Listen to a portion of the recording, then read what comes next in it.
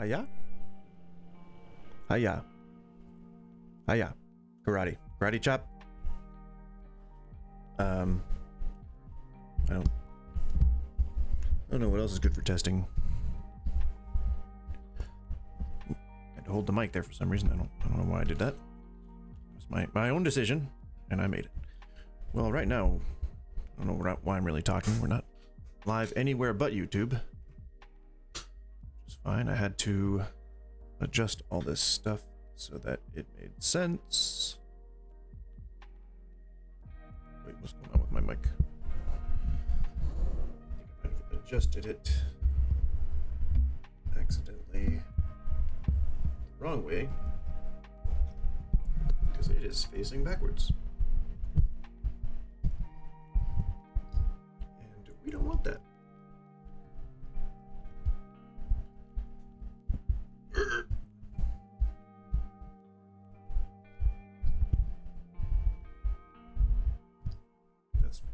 Yep. It's gonna fall. Okay. Well, that's fine.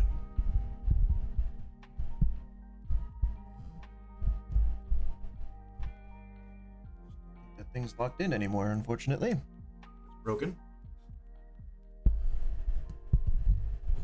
Just gotta adjust.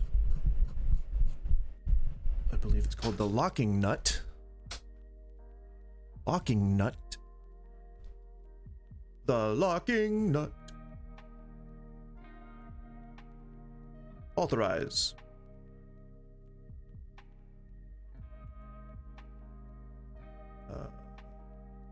Hiya? Hiya? Just chatting.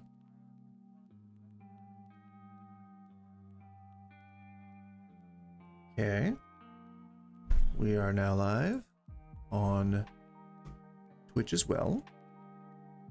See, I'm taking this slow so that I know that I can make sure I got this right.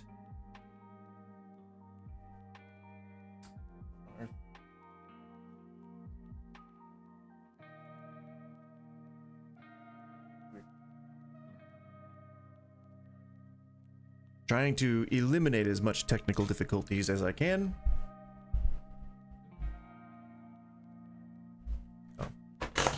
Adjust that. Cool. Okay. So we are finally live in the right place. Gotta adjust. Almost at the right time too. Adjust this. There we go. All right.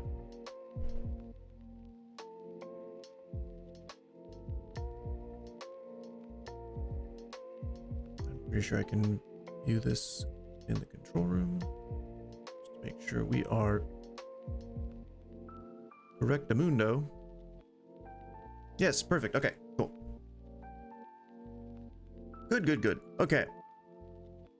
We're live on both Twitch and YouTube, which is crazy. You know, it's almost, we never get this done. So close to start time. It's crazy. It's almost like I have you know, started to almost consider being a little bit more professional in terms of you know, getting this started the right way. I don't know what's happening. It sounds like someone's doing some construction out there. So, it's weird. We're live. We're live. I don't know how it happened. I don't know how I'm, you know, almost 9 minutes into this, and it's because I was starting early and because I took the time to actually get things ready to go. It's crazy how that works, you know? So, you know, before we really start proper, I really just want to bask in this radiance for one moment.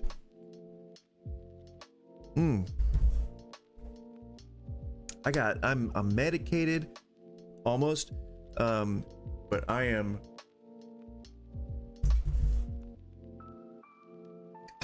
now medicated. That did not go down easy.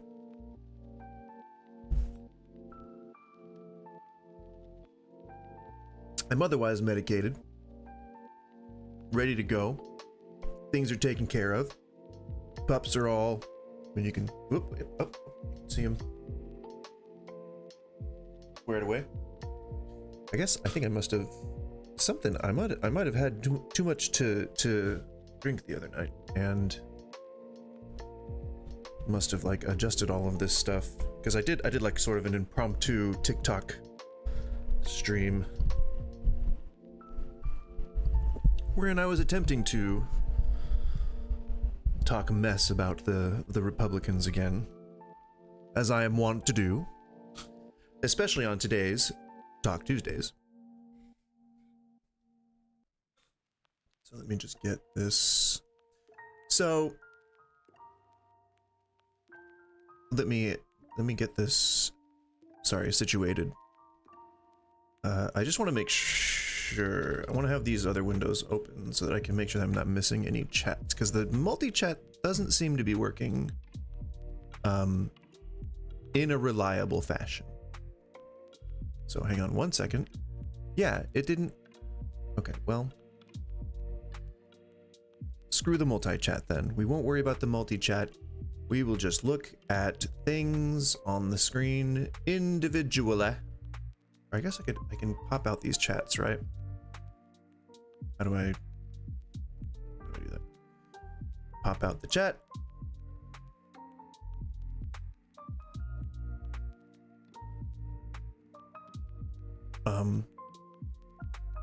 I don't know who's oh, Hassan's stream. Not a fan of Hassan. I'll just put this where the chat box would go. That works. And then can I'll pause this video so that we're not worried about, you know, anything else. Oh, creator dashboard. That would be the best thing to do. Where do I go for that? Oh yeah, creator dashboard. Okay. See, so there's still some technical stuff to figure out. It's not a Goose stream unless there's some technical stuff to figure out on the stream. So that's good, you know, kind of good. And I'm still to have yet to go live on TikTok. That's when I think, you know, we'll actually start potentially getting some viewers there. It says unstable. Oh, keyframe interval. Come on. I don't even know how to fix that. Okay, let's see. Yep. Okay. The tags are all right. Not all right. They're all correct. And now I can pop out the chat. Perfect. And then we'll put that where the other chat normally goes. And then we will pop out the, can you pop out the other? Yeah, you pop out the YouTube chat. Perfect. And I'll put that on the little empty spot here on my screen. Where is the empty? There is no empty spot. That's fine. We'll, I don't really need to see myself. Oh, here we go. That works. I was able to make it pretty small. Okay, cool. All right, so both the working chats are up.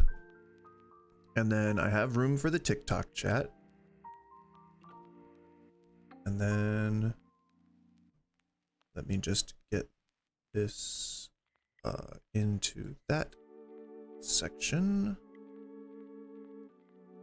Bada bing, bada boom. So now I can see TikTok live. We're good to go there. Let me open my new window here, because then we can get the subject of today's reaction going on, which is actually a solicited, if you can believe it, video reaction. So that's what we'll do. So I think hang on. somebody asked me. Shush. No spoilers. All right. I'll leave that as is for now. The scene is correct for now. And now I think we'll go ahead and go live on TikTok, I guess. Yes. Yes? Yes. You know what? Instead of this, sorry, you can't see what I'm doing, but I promise it's making sense. Display capture. There we go. Catch that one. Yes, sir. No, the text that stays on. Image goes off. And then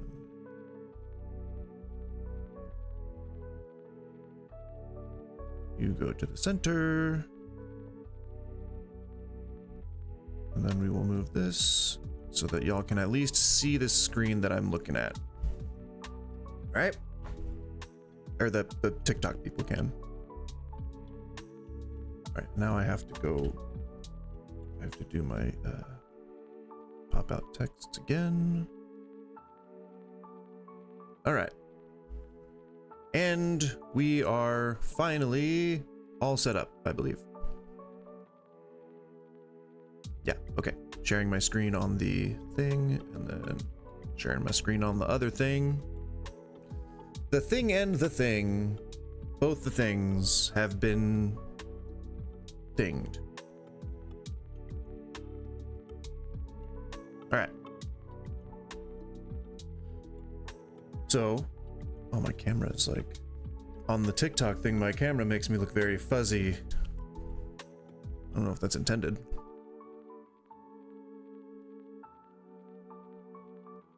Does it have like effects on it? Makes me look like too warm and fuzzy. The enhancements? Your background? Nope. Okay, well. Looks like it's being handled. Whatever. Oh my gosh. Okay, so I have to click this live button. I'm gonna take a drink, and then I'm gonna do the my little intro. Mac is a cult, prove me wrong. Correct, correct, correct. Yes, and go live. All right. Well, here we go. Hello, this is my intro. Hello, hi, and hello. I always do that. My name is Goose. Hello and hi and hello. For some reason, I addressed this last time, but for some reason, always say hi, hello a bunch of times. I think it was just a thing that started sometime, and I mean, maybe it was it just kind of evolved from there. I don't know what happened. Anyway, I'm Goose. Hello and welcome to my stream. I do this Tuesday, Wednesday, Thursday, 11 to 2 Pacific Standard Time. Tuesdays are Talk Tuesdays. Wednesdays go between work and Witch Wednesdays, just because sometimes you gotta get a little witchy. And I plan to do some hand poke tattoo on cam. Gotta flesh this guy out, change it up a little bit. I have a, what is it? I have a what is it called? I have a, where the F? Oh, Tomris bint Jahse. I don't know how to say her name, but let me see if I can make that link work.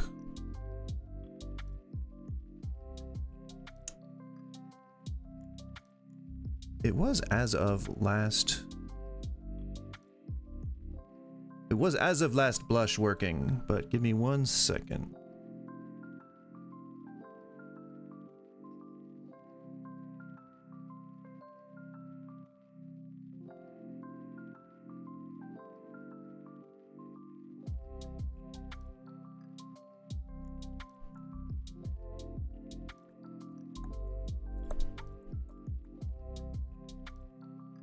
Okay, let me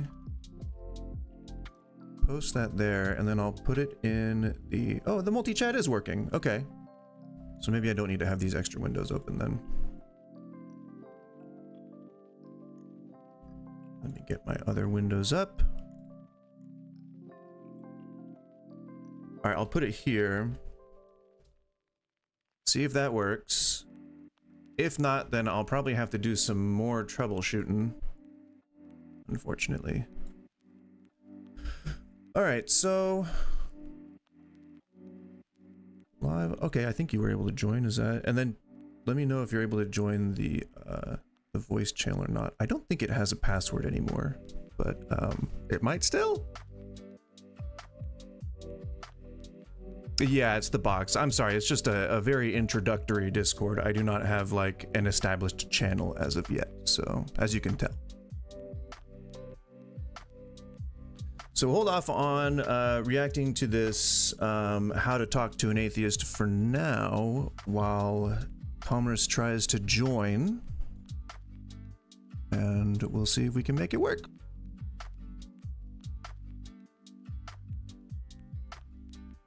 Although, let me pull up my... There was a resource I wanted to use. What was it? It was something about cults. If I can find it, I will use it. I'll click the little wave to say hi button because that's always nice, you know? It's just plain polite. Oh, sorry. Hey, can you hear me? Yeah, what's going on? How are you? Hey, I can hear you. Oh man, I'm so glad this worked. Consider this a handshake, okay? Consider this a virtual handshake. Welcome to the stream. Welcome to the box. Don't know why I named it that. It was... No, you're good. It was a thing, I guess, at some point. I don't know. I wanted it to be like restaurant industry themed. So what do you want to talk about? Is my mic working, or do I need to adjust it? I can hear it. Yeah, I can hear you, but maybe it's, I don't know. Maybe the automatic docking is working for us or against us. I'm saying, like, is the volume okay? Like, can you hear me okay? Or Oh yeah. Let me turn that. Let me turn off this music real quick.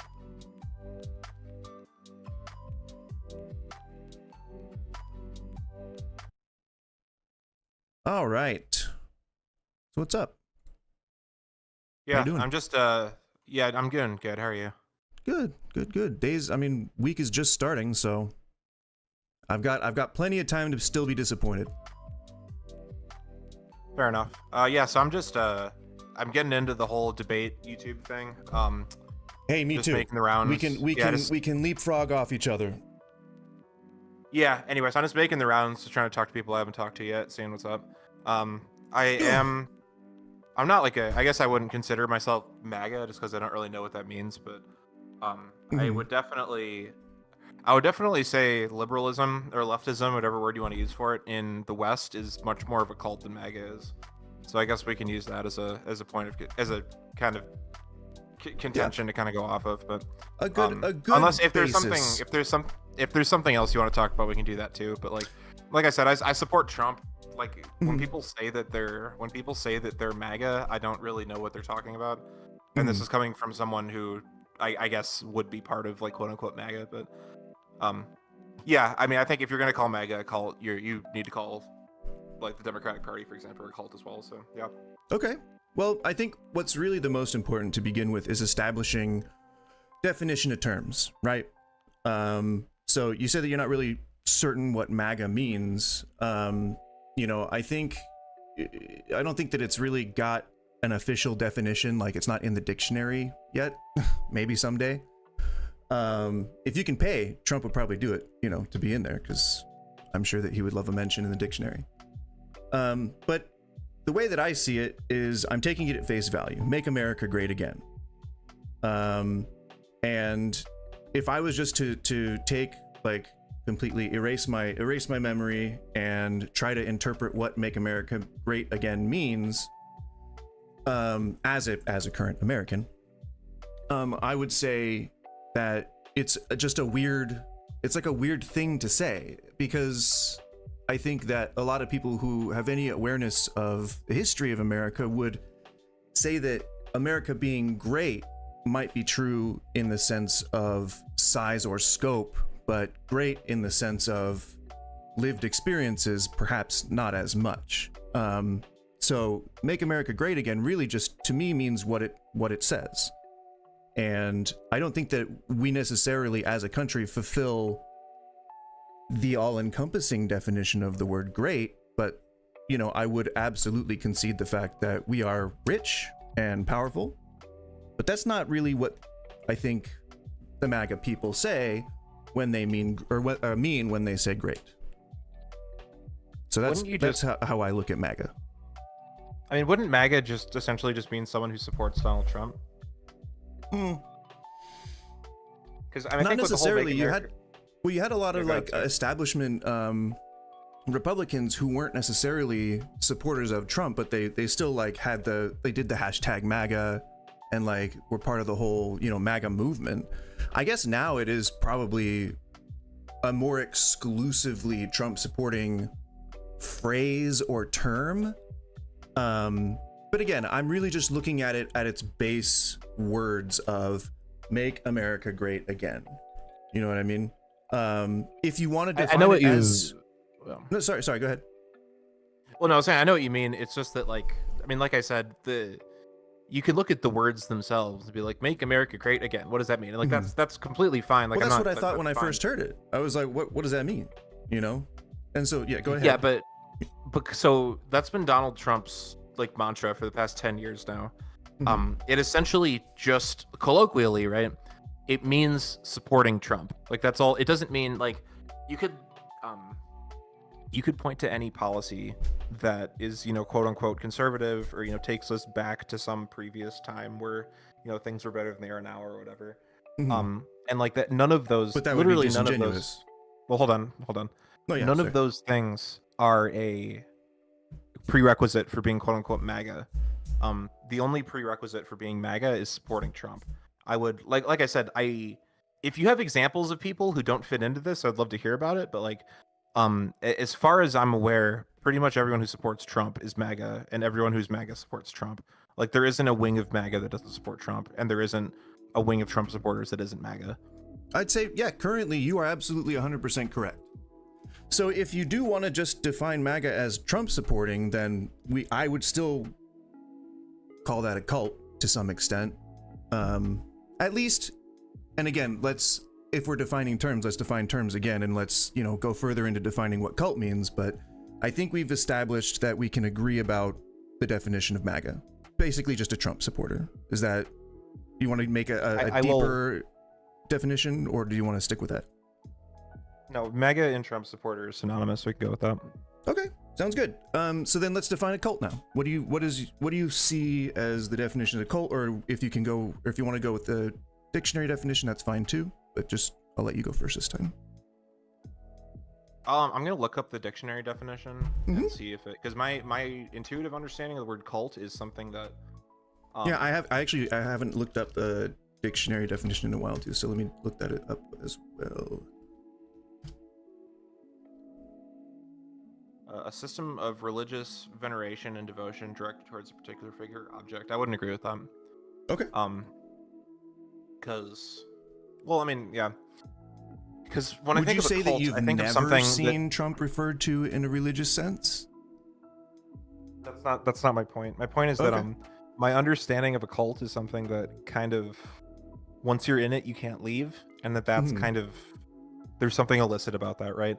If I joined Scientology, for example, right? People like to use Scientology as an example of a cult. Yeah. And the reason for that is because Scientology on the outside presents itself as this very kind of innocent, welcoming, kind of spiritual sort of thing where it's all just positive. And then once you're in Scientology, you start, giving them all your money, and you can't leave. And you're gonna get socially ostracized, and if you have a family that's in Scientology, they're gonna stop talking to you if you leave the faith. They bait you too. They're like we have this extra knowledge that's hidden behind this extra tier of extra stuff that you gotta pay more for. Excuse me. But yeah, my whole, and this has been my understanding of the word cult, is that if you can leave, it's not a cult. Like if it's reasonable for you to leave without being worried about your like physical safety, about your like relationships being, you know, just like, you know, taken away from you and all that. If you can leave like reasonably, then it's not a cult in my opinion. Yeah. So like Jehovah's Witnesses, I mean, you can leave, but you're never going to be welcome back in your family again. Would you say that that's like a good cutoff? Or Mormons, they make the kids that leave the faith live in like a town like right next door to them? Like, is that like what?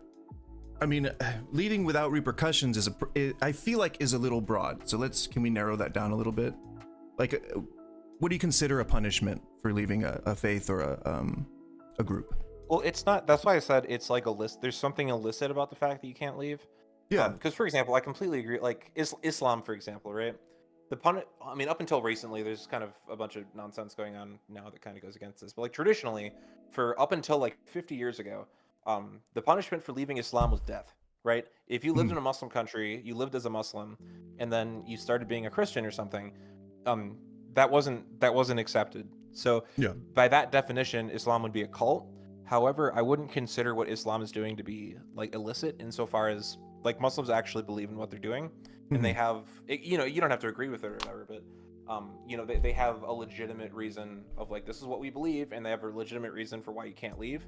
And when you become a Muslim, you're voluntarily entering into that. You know, and if it was like, I mean, there, you know, all the cults in like, you know, the 70s and 80s, you know, like all the hippie communes and all that shit, kind of there was a similar kind of string that connected all those things together, which was that there was someone at the top that like had like leverage on everyone. Charismatic leader. Because of that, it wasn't even charismatic necessarily, but it was like they had leverage, and because of that leverage, it wasn't as part of an ideology. Usually, it was more just that like they had power over you, and because of that power, you couldn't leave. And that's essentially just corruption. And when that sort of corruption is a part of an institution, like I said, Scientology or like, you know, a commune or like a religious movement or whatever, if they use that leverage of power to corrupt you into not leaving, I would consider that a cult. I know that's kind of a word salad, but like that's how I understood the word cult. And when I'm seeing this definition on Google, I'm kind of that's why I'm kind of not inclined to go with that. You know what I mean? Okay.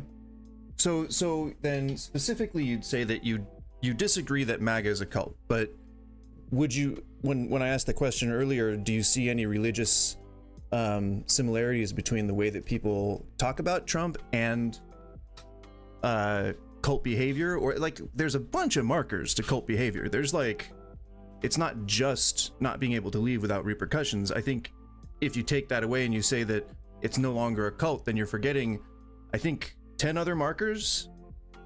Yeah, 10 other markers typically that are observed as being signs of being in a cult. So all over corruption being the definition for the rest of that, I would still apply that to the group, the MAGA group. But I think it's easier to say cult because you see some religious praise towards Trump, some idolatry. You see a lot of like lust, a lot of like, you know, old ladies rubbing the crotch on the idol, you know, like you see a lot of that religious sort of behavior, which is just one of the markers of being a cult. So not being able to leave MAGA, which I think that there's adequate news stories, if whether you believe the news or not. Generally I don't, but I typically will vet the sources sometimes that I look at. And I mean, I think that there's a lot of ousting going on, like calling people rhinos or just calling them out in general, like not even listening to Democrats. Like there is a bit of a, if you're not a part of this group, we don't care about you sort of behavior, which again is another marker of cult behavior. So that's why I ask where your limit is, because it's not necessarily like we have this exclusive group and we want people to join and have this active discussion. It's more like, if you don't agree with us, you can get out.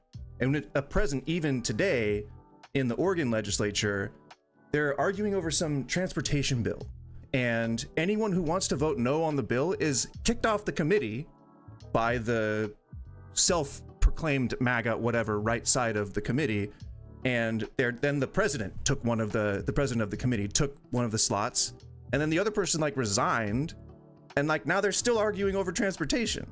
Sorry, I went off on a tangent there, but I live in Oregon, so it's like all over the news today.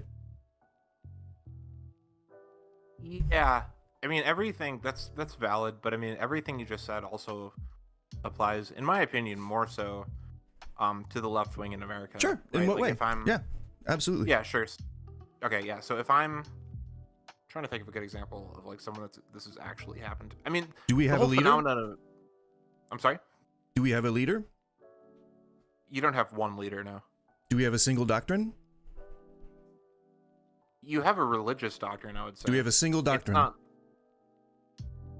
you mean a single, like a manifesto or something, or what? Do we follow a script, a book, a specific idol? Do we worship a god? Do we have a single doctrine? Do we have a focus of our beliefs? Not necessarily the charismatic leader, but do we have a doctrine? Do we have a single doctrine? Like MAGA is Trump supporters. Do we have a single doctrine? Because I would describe MAGA as a bunch of things other than Trump supporters. But that's where you wanted to narrow the field, so that's fine. But what's our doctrine? We're a cult because. Well, hold on. I just want to back up. So supporting Trump isn't a doctrine. That's a political move. That's not an idea. Like that's. I'm sure. Yeah, I'm sure that there are a lot of people who support Trump for either political reasons, financial reasons. Well, I think but so. I would say continuing to support him would be what makes you MAGA. Well, no. So that's my whole point, though, is that you can, if I'm, let's just say hypothetically, right? I'm a business owner, and for whatever reason, I conclude that my business is going to economically prosper more under a Trump administration compared to a Kamala Harris administration, and that's the only thing I care about when I'm voting. That person realistically would vote for Trump, and I would say that because that person voted for Trump, they're quote unquote MAGA. That doesn't mean that they believe in the Trump doctrine. That doesn't mean that they have any beliefs about Trump being a good person or anything like that. All that I'm saying, and this is why I started this off by saying that MAGA is kind of a silly term to use, is because they claim it. They claim it. The group claims it. No, they do. But you're not listening to what I'm saying. Is that okay. When I say that I'm MAGA, all that means is that I voted for Trump, or that I like at the current point in time I support Trump over like what the alternative would be, which right now would be Kamala Harris, right? That doesn't you don't align then with the rest of MAGA? Are you saying that you kind of separate yourself a little bit? No, I'm saying that the only thing that makes MAGA is supporting Trump. It isn't bigger than that. It's just supporting Trump. That's all that means. Like you said that there's this doctrine or something like that. And I'm yeah. saying, What does Make America Great Again mean?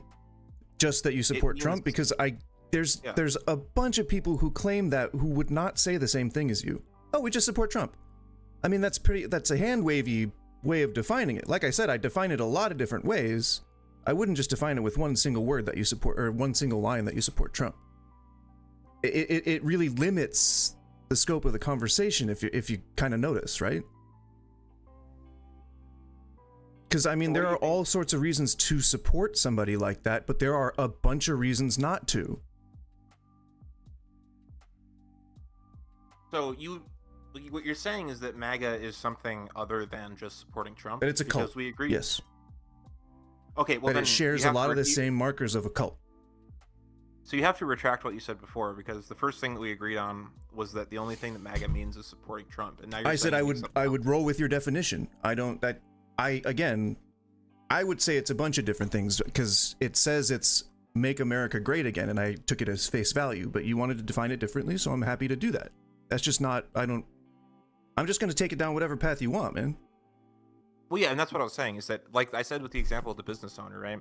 If he's otherwise completely apolitical, he just thinks he's going to make more money under Trump than Harris. That guy is as MAGA as anyone else, as far as I'm concerned. Like, obviously, yeah, you can have some, like, no, because those people change their minds. Wait. You can have some, like, conservative influencers or whatever who say MAGA every 5 seconds. And, like, I understand that, like, nominally, I guess that kind of does make them more a part of MAGA than someone else. But like, that doesn't like the word MAGA doesn't mean anything besides supporting Trump. Like, it means make America great again. Well, hold on. There's quote unquote MAGA people who are super pro capitalism. There's quote unquote MAGA people who support Ukraine. There's quote unquote MAGA people who support Russia. There's quote unquote MAGA people who want us to trade more with, like, China or something. There's not a lot of them, but they're out there. And then obviously, there's pro MAGA people who, are super gung ho about the tariffs and stuff like that. It's not like a doctrine. That's what I'm disagreeing with you about. Obviously, Trump, like, if you just take everything that Trump says and like made it made some like book about it, made an ideology analyzing like Art of the Deal said public. I haven't or read like Art of the Mein Deal. Kampf. Sure. Okay, sure. Or like Project 2024 or 2025? 2025, yeah. Yep. You could do that, but like that doesn't, like, being MAGA doesn't mean you believe all those things. It just means you support Trump. That's all. If you support Trump, you support his values. Not really, not necessarily. If you support him enough to vote for him, you've said yes to his values. You've thrown your lot in with exactly whatever it is he's saying that he wants to do. Have you seen that? You can't vote for different issues. Have you seen the South Park episode? Talking about the turd sandwich? Yes, exactly. Dude, giant like, douche versus turd sandwich, right? Yeah, that's what American. I don't understand. That's what American presidential politics are. Most people who support Trump aren't proactively, like, super, myself included, right? Aren't proactively super duper like Trump's the second fucking coming of like Jesus or like Abe Lincoln. There are people who say that. There are, but that is Literally. not the majority. That's not the majority by any means. You honestly don't think that's the majority? I know it isn't the majority. I would beg you to find some stats that back that up, because I am in disagreement with you on that. That's about as ridiculous as you saying that the left is a part of a cult. Considering how many different opinions there are on the left, and how much infighting we do. How many people on the left don't believe? I'm trying to find a way to word this. How many people on the left? Give me one second. I just gotta get more water. I'm still listening. Just tell me when you're back.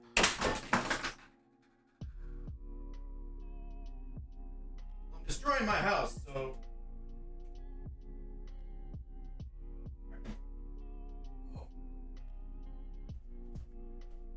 Just smashed my favorite mug into the wall. Are you back? Yep. Okay. How many people on the left think anything other than like what you'd hear on like MSNBC about George Floyd, for example? What do you hear on MSNBC about George Floyd? That he was killed by Derek Chauvin and that he didn't do anything wrong and that it was like this big tragedy that he got killed. To your first point, yes. To your second point, I don't think anybody thinks that. And to your third point, it is a tragedy. Wait, what's the second point? That he didn't do anything wrong. I think everybody knows that the guy was criminal. I'm not talking in his life. I'm talking like that day, right? No, I think everybody knows that he's a criminal. I think that everybody knows he had warrants, and I think that everybody knows that he probably should have been arrested at some point, and that day might have been as good as any other day to do it. Okay. I'm still a leftist. I guess the point I'm trying to get at is that if there was someone who was like, quote unquote, if Cenk Uygur, right, the Young Turks guy, right, if he came out tomorrow, I fucking hate that guy. Yeah, I'm not a fan of him either, but that's beside the point. If he came out tomorrow and said, yep, I did my own research, I watched the documentary everyone's talking about, and yep, I don't think George Floyd died of getting his neck kneeled on. I think he had an overdose, and it just looked like Derek Chauvin did that, right? Most people on the left would not consider Cenk Uygur a part of the left if he said that and held that belief and defended it. Leftists probably not, but I think anyone right of far left probably wouldn't give a shit. I don't even, like I said, I don't like Cenk. What? I think it's Cenk. Is it Cenk? Cenk, yeah.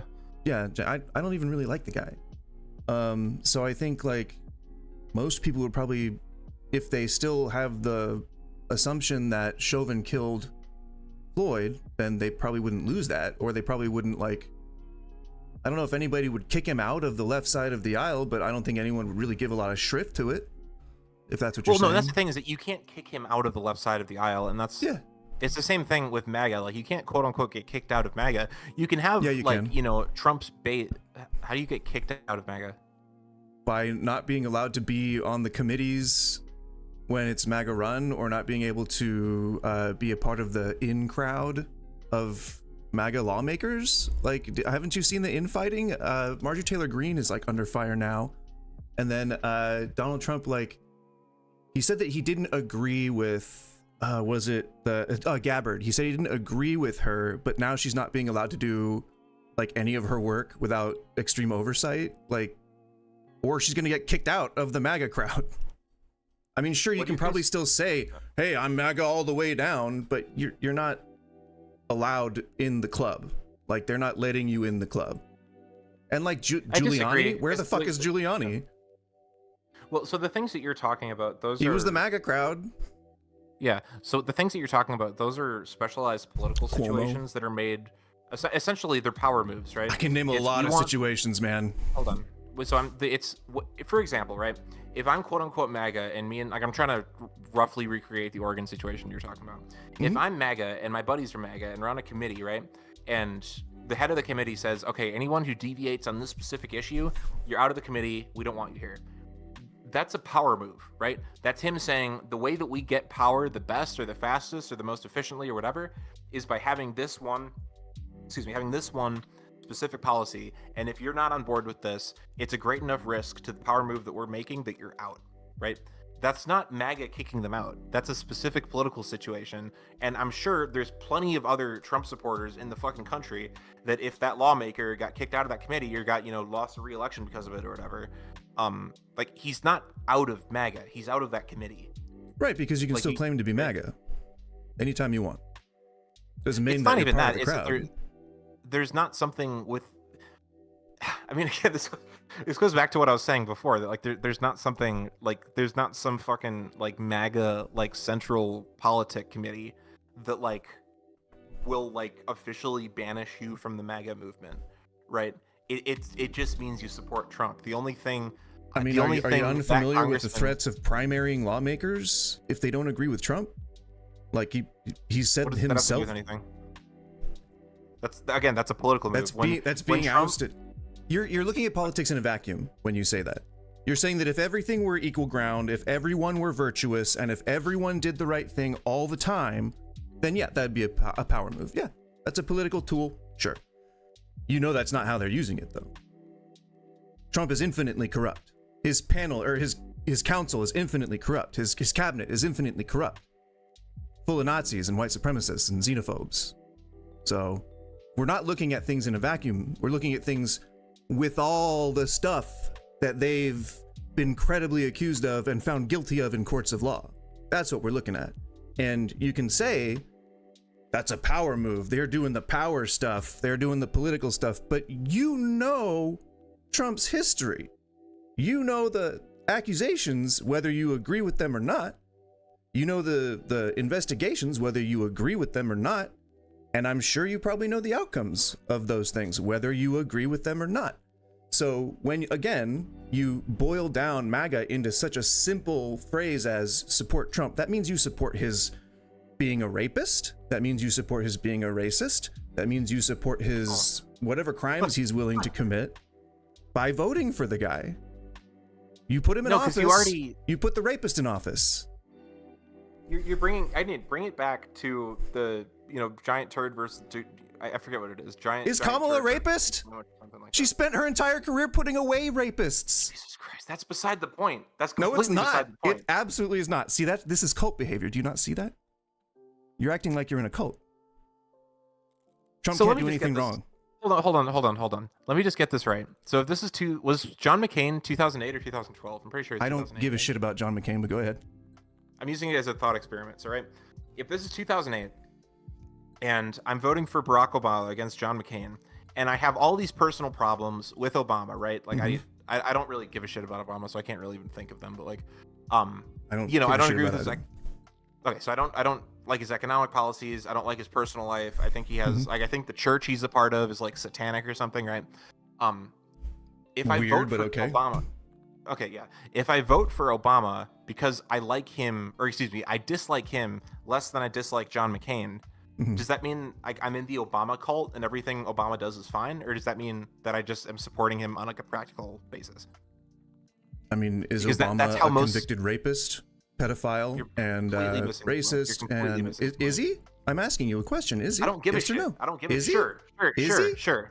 For the sake of argument, sure. And He's if all he those had things. all the economic policies that you agreed with, then you'd vote for him because that's the logic you're using for Trump. Yeah, sure. I literally said that Okay. the person in question thinks that the church he attends is satanic. Yeah, that's. I mean, that's cult behavior. If you're saying that you'd Okay, but support you're- someone aside from monstrous behavior because they say something you agree with, I mean, you're throwing out all your principles or you've been brainwashed. It's one or the other. If you're throwing out all your principles, that's fine, but you have to admit that. Hold on, dude. Would you agree with me that the job of the president is to work for the American people? Yes or no? Yes, but that's in a vacuum. If all else is equal, I would still consider their personal history. You can't get a job if you're Yeah. a convicted rapist. So here, let me just tell you something. So Can you get as a far job as- very easily? Can you get a job if you're a convicted rapist? Can you get a top level question. job? I'm just asking you a question. It's a thought experiment. You know Can the you get answer a job? to it. We both I know the need you to it. The answer. answer Can is you no. just answer the question? Right, the answer is just no. did, yeah. So, should we, if we don't let rapists be CEOs, should we allow one to be president? Because he has economic allow policies you rapists. agree with. You said it wouldn't be. We absolutely do allow rapists to be CEOs. You just have to be. You just have to Not have some. that they haven't gotten clout. caught. Yeah, right. No, you do. No, you can. You absolutely can. If Oh, you're okay. an incredibly powerful, Yeah, you can start a influential business, person, sure. But once and- people figure out your history, you get blackballed. Can you name rapists that are like open, like people who have been convicted? I mean, yes, this is Bro, dumb. I'm sorry, Adam. you You're know- right. This is very dumb. This is a dumb tangent to go off on. What does MAGA mean now that you know that narrowing the scope of it might limit the scope of the conversation? Do you want to redefine it or do you want to keep it as supporting Trump? No, because if it's anything other than supporting Trump, it isn't accurate. So no. What does make America great again then mean? What do the words mean? Just that I support Trump? In 2025, that's absolutely what it means. Yes. So do you believe that he's making America great? Yeah. Okay, he's making it great Well, no, again? no. He's making it better than the other side would have. He's the better turd sandwich out of the two. Yes. What do you consider great then? I consider deporting people who are not supposed to be here great. I consider furthering our strength on the international stage to be great. I mean, I think at the end of the day, having an American identity and making policy based on that kind of trumps pun not intended. That kind of trumps everything else. So yeah, I mean and So I think, I mean, generally speaking, hold on, wait. When people's, and I'm gonna play into what you're saying earlier. When the phrase kind of first popped up in like 2015, right, the "Make America Great Again" thing, Mm-hmm. I think that's kind of what people were getting at. Is they were kind of aiming for this kind of world like. Oh no, he explained it in interviews quite extensively. Okay, yeah. So it's having He a named strong, a specific era, Okay, what era? Humor me. 50s, 60s. Okay, yes, that's exactly what I'm talking about, right? Where we had Oh, a okay. much more wait. We had a much more coherent culture, right? We did things Did we? for America through American identity for the sake of the American nation. Or and you the mean American white people, white which straight was, like, people, one thing. Christian conservatives. Potato. I don't care. Sure. Those words mean things. No, yeah, and most of the people, actually, no, most of the people who lived in, yeah, it was the Americans. Yeah, White Americans. sure, whatever. So you're okay with, racism and not allowing gay people to exist and not allowing trans people to be in society? You're okay with all that? I'm okay with 2 out of those 3 things. Yeah. You don't like black people? that was the one thing that I'm okay with. I don't like gay people. I don't like trans people. But you don't like black people? I'm indifferent. You're indifferent to black people? Indifferent to black people. Yes, sir. Okay. Do you dislike any other groups? Asians, Jews, anyone? Are you religious? So do you if you are religious, do you dislike people who have other religions? I'm not I just want to Christian. know what groups that you specifically hate. I don't hate anyone. Does it sound like I mean, do you hear like hatred in my voice rising when I talk about other groups of people? Or Hatred's different than anger. Okay, that's fair. Outward anger is a little different. Hatred is more something that's inside.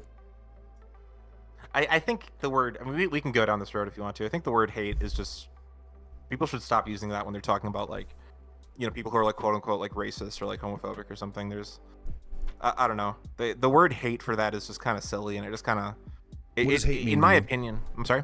What does hate mean to you? Well, it, like you said, it's a feeling, right? It's a, like a deep contempt, like a deep, like visceral contempt towards And something. when's the last time you heard anyone being racist that wasn't also deeply contemptful in pretty much the exact same moments? I mean, would you consider someone who wants white people and black people to live in like separately from each other? Would you consider that quote unquote racist? Yes. Okay. You Yeah, have to assume that one side is superior if you're trying to separate them.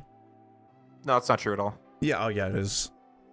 No, it literally You can lie isn't. and say, "Oh no, I just want things to be fair. I just want things to be, homogenous." But that's not a thing. Like, there's no social imperative to segregate people by skin color. That's not a thing. Social trust goes down in direct proportion to diversity going up. So it literally does. People trust each other less. Because you're incorporating a bunch of different cultural subsets into your entire area of study. You guys try to use this fucking argument all the time. It doesn't work. You're misunderstanding a very basic thing. What's that? Social security is there insecurity or fear or the idea that everything isn't status quo or isn't regular goes up with diversity. That's just because you're incorporating people from different diverse backgrounds who have different lived experiences and not just one single group who all tend to share the same experiences. That's the only reason. That's because people are less sure of things, because people have less control over things. And that's why conservatives stay conservative, is because they are afraid of losing control. That's what the term conservative means. Don't you want to live in a high trust society? Don't you want to trust the people? I want to live in a place where people are not legislated out of existence. So, can you answer the question, please? That is the answer to the question. All right, give me the choices. I'll try to stick with one of your multiple choices. Okay, so I'm not talking about race, not talking about sexuality, not talking about anything. You have like been that. this entire time. Okay, just dude, would you or would you not prefer to live in a place where people trust each other or where people don't trust each other? Would you rather live in a place where people have to lock their doors at night or where you don't have to lock your doors at night? All else equal. In a vacuum, I want to live in a utopian society. If there's no such thing as communism, capitalism, fascism, if there's no governmental structures, if there's no chance that I'm ever going to get killed in my sleep, if there's no chance that some governmental body is going to come abduct me and deport me without due process, thinking that I'm an illegal alien, yes, then sure, I would love to be in a utopian society. Then that would be great. That's not reality, so though. Your risk of having bad things happen to you from the people who live around you, the risk of that happening goes down the less diverse the place you live is. That's an empirical fact. You could look up any study that's ever been done on social trust. It'll tell you that. Okay, what are the reasons you think that might be? Because black people are more prone to crime? Because people recognize themselves because black in people each are more other. prone to crime? That's a yes or no? Do you think that black people are more prone to crime? I didn't say anything about black people. I'm just wondering. I'm just trying to get an idea for where your mind is at. It's beside the point. Where's the crime coming from? If you want to look up the statistics of which races, where's the crime coming from? What do you mean? Where's the crime coming from? Where's the crime? You said that. Okay, so fear of crime. Where would the crime be coming from then? When did I say anything about fear of crime? You said that the fear of danger, I'm assuming danger, crime, whatever, like if the fear goes up as diversity goes up, then where's the fear coming from? So people by and large are less inclined to do weird antisocial shit, such as murdering people, assaulting people, robbing people, whatever, stealing their car, whatever, right? People are more inclined to do that with people they perceive as part of an out group from them, right? So, for example, right, if everyone who lives in a town is Japanese, as logic would have it, right, that town is going to be more socially cohesive than if half the people are Japanese and half the people are Colombian, right? Because Colombian people or Japanese people or whoever are going to be more inclined, like a Japanese person, right, is going to be more inclined to steal a car from a Colombian person than to steal a car from a Japanese person, all else equal. Because Japanese people have a respect for each other. The same way white people do, the same way black people do, the same way Mexicans do, the same way Indians do, the same way Jews do. It's like common sense, right? So racism is okay because racism exists. You can't legislate it out. You can't legislate in-group preference out of existence. That you cannot do that. So you're saying that racism is okay because racism exists. If that's the word you want to use for it, sure. What is it if It's not in-group- racism? It's in-group preference, and this is like, for example, right? You If you just go to named Israel- You named two different Hold cultural on. groups. Hold on. What about If you go to- cowboys and Dude, policemen? Jesus Christ. Okay, let me talk for You 5 could have seconds. picked two different lifestyles. You didn't. You could have picked two different career paths. You could have picked two different social groups. You didn't do that. You picked races. Okay, if you let me talk for 5 seconds. If you go to Israeli settlements in the I'm West just Bank, engaging, right? man. Okay, cool. If you go to Israeli settlements in the West Bank, there is a clear in-group among Jewish people, right? There is a clear in-group that has nothing to do with race, right? You have Iraqi Jews, you have Ethiopian. Yeah, it's religion. Ethiopian Jews is kind of a weird. Yeah, it's an in-group, exactly. It's the same phenomenon that you see with white people and black people in the U.S. It's not race, though. Which is why It's most religion. religions are cults. Yeah, but the phenomenon that I'm talking about, whether you want to say it's good or bad, or you want to ignore it, or you want to spend your whole life studying it, Poseidon, I it's don't know what there. you're talking about. I'm literally talking about race right now. This guy is annoyed at me because I've been talking about race so much. Sorry, go ahead. I'm talking about in-group preference, which in the United States is largely correlated to race, correct? Yeah, Not 100% though, not 100%, but it largely is, yeah. sure. Yeah. I'm saying yeah, that people, you can say people by and large gay people, are more trans satisfied. people too, like that. Yeah. So Sure, yeah, yeah. otherism people, is a by thing. and Yes, large, I'll acknowledge that. People by and large are more satisfied when they live within their own in-group and are governed by their own in-group. And okay, And what are for- reasons I- for you that? know. Sorry, I subset. I know I'm going off on a tangent. But what Yeah. are some reasons for that you think that people would feel more secure with their in group? They feel more comfortable. Okay. And have you ever taken a psychology course, or you have a degree Yeah. in psychology or anything? I don't have a degree in psychology. I've taken a psychology course. Okay, no, this is one of the first things you ever learn. Where does the best learning occur? Couldn't tell you. Outside your comfort zone. Okay. Why do you suppose that is? Why does the best learning occur out? I mean, that doesn't really make sense intuitively, right? Well, Like, I'm so gonna- if I'm- we have a bubble, right? And we live inside the bubble, and the bubble is our comfort zone. And we can like push against the walls and stuff, and we can talk about like, you know, what the life could be like on the outside of the bubble, but we're not really we only have what's inside the bubble to deal with. Like we have to break outside the bubble if we want to learn stuff. And the That doesn't make reason sense. why I'm sorry, but it's true. The reason why that is the case is because being comfortable, we have a sense of control over things. And when we lose that sense of control, things are scary. It's uncomfortable. It's weird. It doesn't look right. It's like the world doesn't make sense anymore, which is what I was talking about before. You get what I'm saying? I That think makes sense? No, I don't know what you're saying. And like, for example, like Okay. what I'm thinking of right now, right, and this is why this doesn't make sense to me, Mhm. is if I'm a mathematician, right, I study math for a living.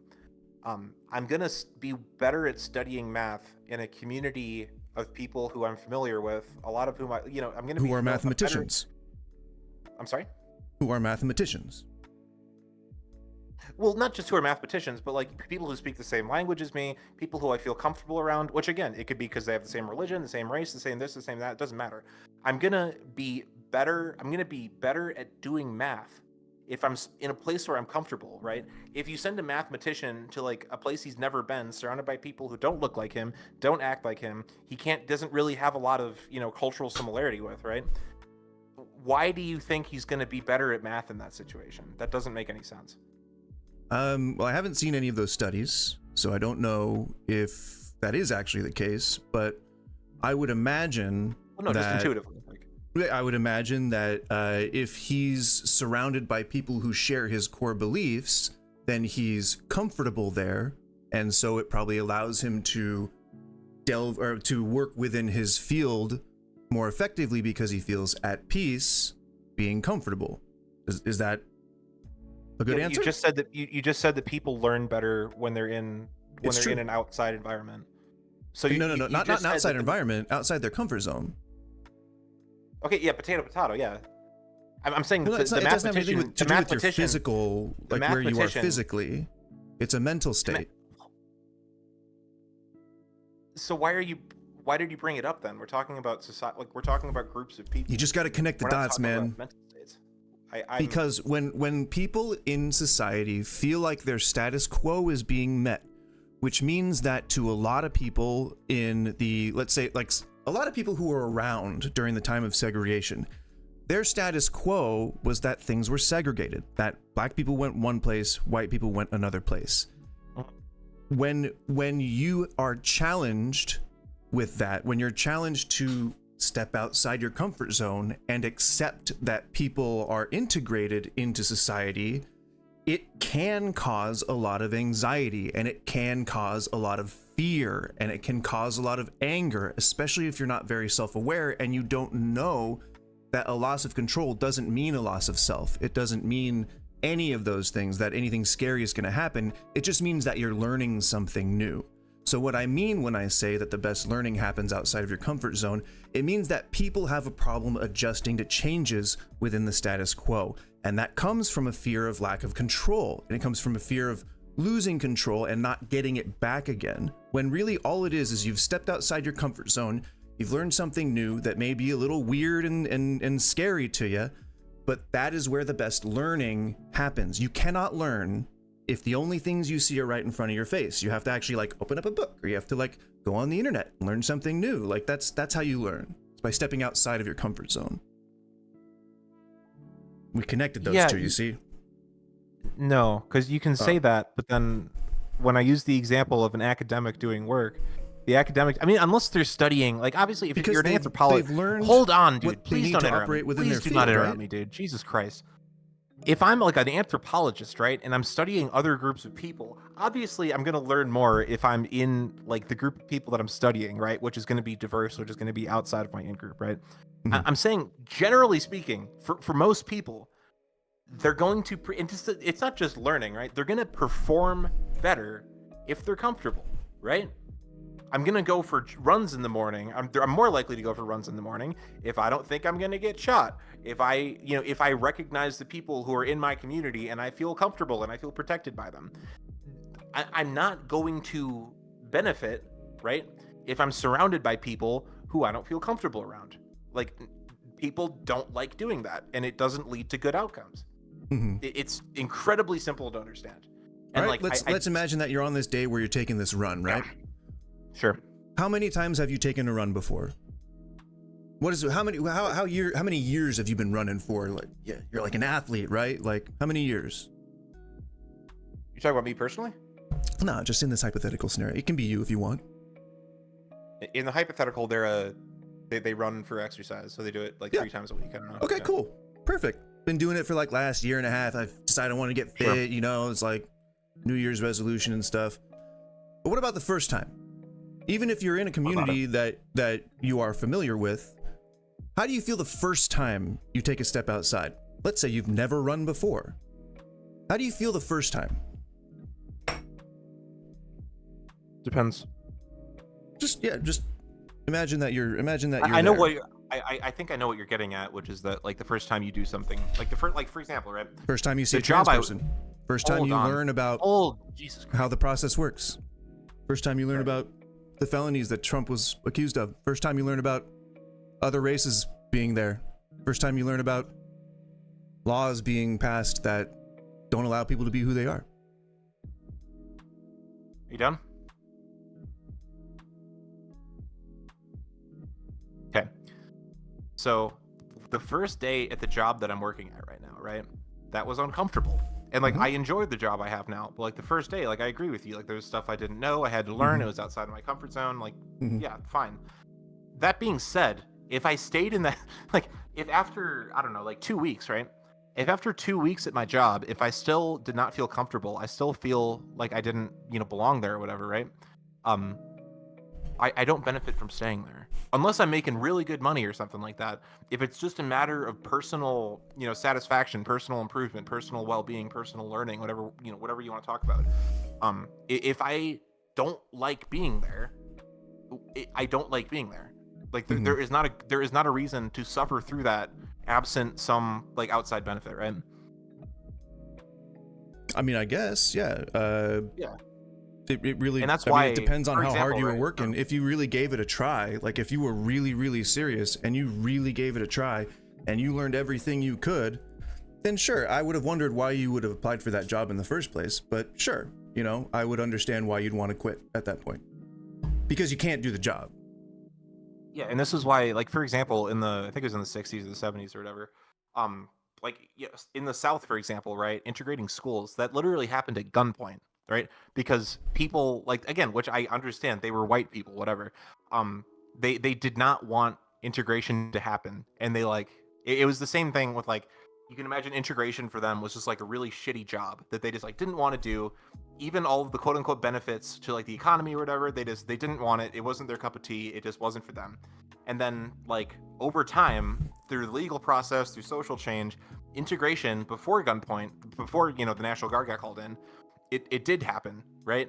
And they didn't like it, and then they got forced at gunpoint to accept integration, and then even after that, they still didn't like it. So at no point in that process was it a good thing. Right, because people didn't. What you're describing is not learning how to do the job. You spent the 2 weeks fussing and whining about all the stuff that you're going to be expected to do and not learning anything. Yeah, but why do you want the Southern population to do that job if they don't want to do it though? Like why do you want them to do it? I said if you spend the time learning the job, if you really, really try, and you give it a good college try, and you do everything that you can to function within that job, and after 2 weeks you just don't decide that it's for you, then sure. If they had done that, if racism wasn't the driving force between it, then sure, I would have understood if they wanted to keep segregation after however long integration was, that they then decided that, oh, this isn't for me. After learning everything they could about it, after making it a real effort, then I would have understood that, but they didn't do that. Well, I'm not just talking about the South. Literally, and it's called white flight, right? There's a word for it. Every single city in America, and probably Canada too, I'm not sure, when you have a large influx of, I mean, again, most of the time throughout American history, it's been black people, but not necessarily, right? It can be anyone. If you have a different culture of people, all of a sudden move into the downtown or inner city or whatever of a city, the people who are living there who are not part of that culture move out. Like every single fucking time. There's not a single time in the history of America, right, where there's been a city of white people, a bunch of non-whites have moved in, and then the white people stayed there. That literally never happens, right? Why do you suppose that is? So are you... Because white people prefer to live around other white people. Because black people bring crime? No, because of what I just said. Because of racism? Sure, yeah. I mean, that's what you're saying, isn't it? Yeah, but just calling it racism, that's not arguing against anything. What's the basis of your racism? Like, are you saying that in-group preference? When okay, which is like another word for it's another word for if your group like, sucks. Oh my god, jeez. Yeah, I mean, come on. If my group sucks, what? If your group sucks. I'm sorry, I just wanted to say that your group sucks. I didn't have a follow-up to that. Right. I mean, all right. Well, I mean, the thing is that you can use all this, like, oh, that's that's xenophobic, that's racist, that's that's fine. It is. Like, well, is it racist? I thought we agreed on that. Okay, but you're not arguing against right. anything. We're not arguing over whether or not it's racist. We're arguing over whether or not MAGA is a cult. And you're exhibiting cult behavior right now. Cool. Well, I mean, I've laid out a phenomenon of in-group preference that makes sense and that we can see happen throughout time, throughout our country's history, throughout world history. Again, you're talking about all this stuff in a vacuum, though. Everyone's equal in this. Everyone's equally virtuous. Everyone's equally like okay with whatever everyone else is doing. Like, you're looking at the whole world in a vacuum right now, and that's not how reality works. Racism is usually based off of a hatred or a dissatisfaction with life because of another race. You don't seem to think that that's the same as what you're describing, which is, it is very much so. I mean, how would you define racism for me? And I'm being good. I'm not trying to get you in a gotcha. It's like, when you say racism, what are you talking about? I mean, I don't know what the dictionary definition is, but well, no, because you've used it like 5 dozen times over the past like 10 minutes. So I'm just asking you, in your own words, right? When you say racism, what are you saying? When you have any belief that either holds contempt for or focuses hatred towards or believes that is the cause of problems by any single race, any single cultural ethnic background of a certain people. So what we would say is a race, right? But yeah, I mean, yeah, sure. Racism is basically just an imagined superiority of one race over another, but I don't necessarily agree with that. I think that it's a lot more nuanced these days. So But what you're describing as in-group preference is a pretty good baseline understanding of racism. Yeah, but I'm saying in-group preference. If it's based on race. Hold on, dude. In-group preference, right, is the same reason that I prefer being around my own family as opposed to like random families that I don't know, right? Because they're part of my in-group. That we have a shared history. We have a shared. I mean, obviously we have a shared name, right? We Totally have fine. shared all this. Yeah, we have shared all this stuff. Totally right? fine. It doesn't. Wait, hold on, dude. It doesn't mean that the Johnsons across the street, right? It doesn't mean I hate them. I don't hold them in contempt. I don't want them to die. I don't think that they're stupider than me or something. It's none of that. I'm not as familiar with them, and because if of that, they're black and it's because they're black, then yes, it is. dude. Jesus Christ. That's when you cross the line. If it's black and it's because they're black, if you're then gonna you keep cross the interrupting line. me, I cannot have a conversation with you if you're gonna keep interrupting me, right? I'm trying to have an active conversation. Okay. Just like imagining the Johnsons are white, just as white as I am, right? The Johnsons across the street, I'm not gonna want to spend as much time with them, not because I'm better than them, not because their family's stupid or something. It's because I'm not as familiar with them, and given the choice, I'll spend time with my own family, right? It's the same exact thing with races of people. It doesn't mean you think you're better than them. It doesn't mean you think they're stupid. It doesn't mean you hate them. It's none of that. It just means you're comfortable, right? That doesn't mean That's you when it hate crosses someone. the line. When it's about a race, then it crosses the line. Why does that That's cross the pretty line? simple. Why does that matter? Why does that matter? Why does that cross the line? Whether you're lying or not, it is a perceived superiority over another race. Why do you want to differentiate yourself from them if you're going to just base it on some nebulous study about some bullshit that's just mental gymnastics? Studies, bro. What the fuck? Well, then you said something about statistics. That fear goes up as diversity goes up. Like, I mean, that's all just you justifying racism. No, so yeah, if I like spending time with my family and I don't like spending time with the Johnsons across the street, does that mean that I think the Johnsons across the street are like less than me? Not what we're talking about. That doesn't cross the line. I think that's totally fine. Well, you keep saying it crosses the line, but like that doesn't mean anything. When you incorporate race, it crosses the line into racism. Okay, but dude, you're completely missing my point. By the same logic that I don't hate the Johnsons across the street, I just prefer to spend time with my own family. You're talking about two white families. Maybe you guys are like not the Hatleys and the McCoys, and you guys are totally fine with each other, but you just don't believe that you're going to be prosperous if you were to move in there. I get it. I understand what you're saying. And I'm saying that when it's because of another person's ethnic background, that's when you cross the line into racism. It's really, really simple. Why does that matter? Okay, if I'm missing the point, then say the point. No, because just like, for example, right, if I'm doing this based on race, you can call it racism, right? If I'm gay, right? I'm not gay, but if I was, right? It would make sense, probably. And like, for example, I've rented rooms on Craigslist, and I've literally seen in the like description for the room, it'll be like, we're three like, LGBTQ plus like queer affirming people looking for a similar minded roommate, right? Which means that they don't hate straight people. They don't want straight people to die. They don't think that they're better than straight people. They feel comfortable around other gay people. And because of that, in their Craigslist ad, they're putting that they want to live with a gay person so that they feel comfortable, right? Why do you suppose they would feel uncomfortable around a straight person? Because gay people are their in-group. No. What other reasons could there possibly be? Well, I mean, there's plenty of things that go along with the in-group. I'll start you out. I'll spoon feed it to you if you need it, okay? Because historically...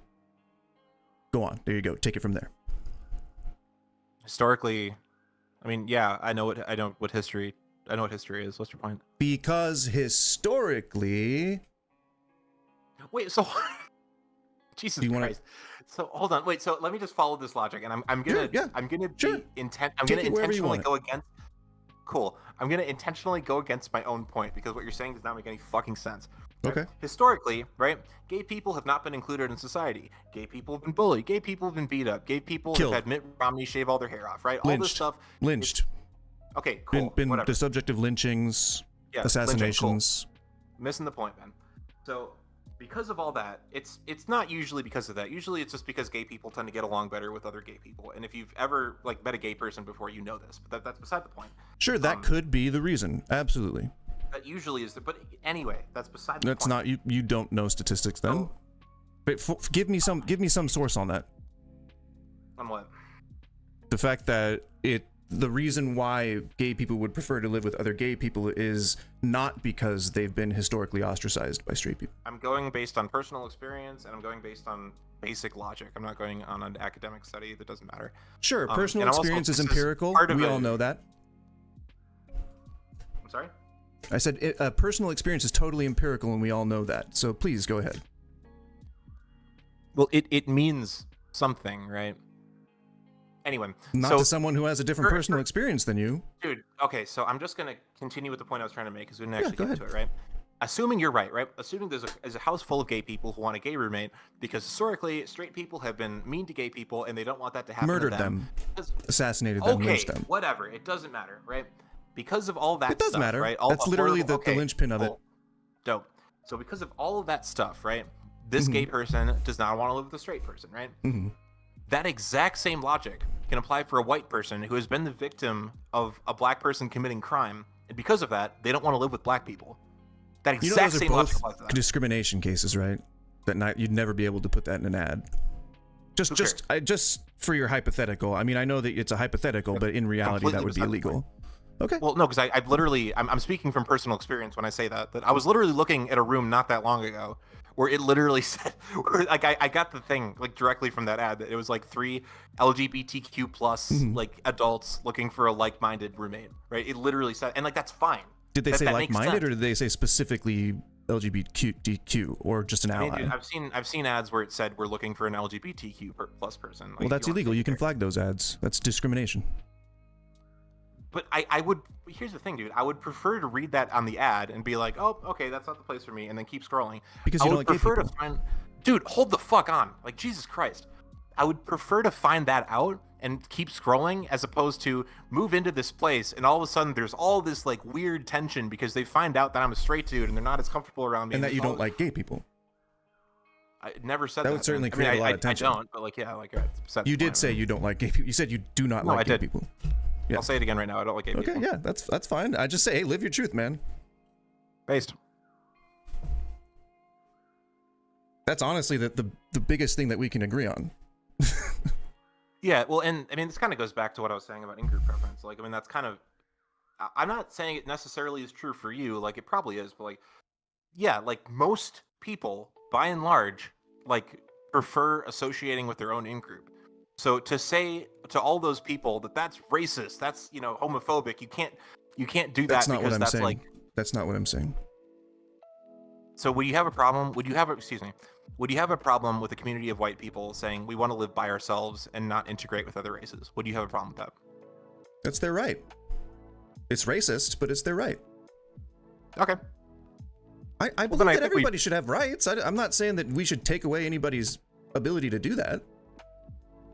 Well, yeah, but I guess what the point that I'm making is that broadly speaking, not just Americans, most people think like that. So it would make sense for that to be mirrored in policy, right?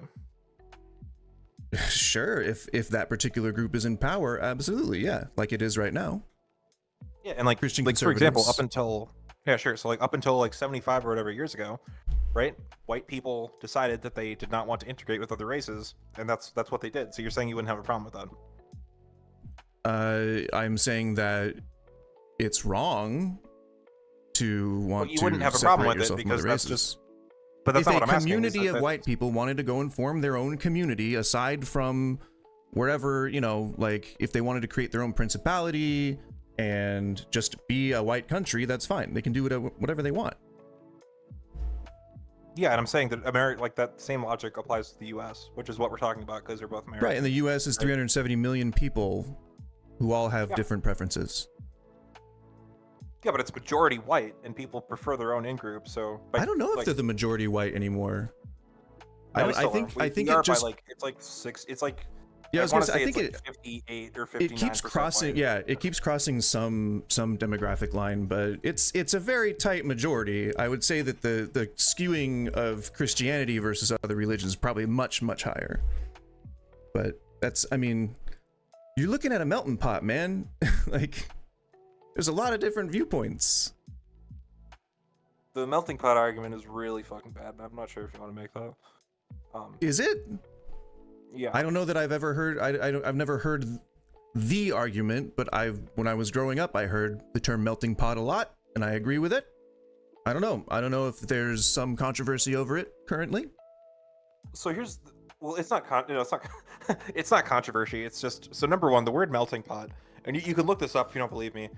The word melting pot comes from. I don't know. I'm just going to assume that whatever you're saying is correct. I don't know anything about it. So the word melting pot comes from an early 20th century British play made by someone who's never visited America, based on this like stereotypical understanding he had of American society. It's the same thing as if I, as an American, made a play about Canada called The Kind Place, because Canadian people are like stereotypically. Yeah, exactly. Yeah. And like that has no bearing on Canadian society. That's just like a stereotype that has made its way into our, right? So it's the same thing with a melting pot. But here's the thing about a melting pot, right? Well, then I'll just say that we're a really diverse country. Okay, well, here's the thing about a melting pot, right? And I'm moving past what I just said. The whole point of a melting pot is that you make one culture, right? It's one in-group. And the way you make that in-group is you take all these different people from all these different in-groups, right? And you boil them down, right, into the melting pot, and as a result, you have I get one it. Yeah, in-group. You're talking about homogenizing, sanitizing a culture. So what you're saying, but here's the thing, though, right? Is by definition, after the melting, like after people have been in the melting pot for a few generations, right, they will have their own in-group, and by having their own in-group, that means that they will, as you would say, right, discriminate against people who are not part of their in-group and not want to live around them. Like we Americans do to like other countries, like American exceptionalism.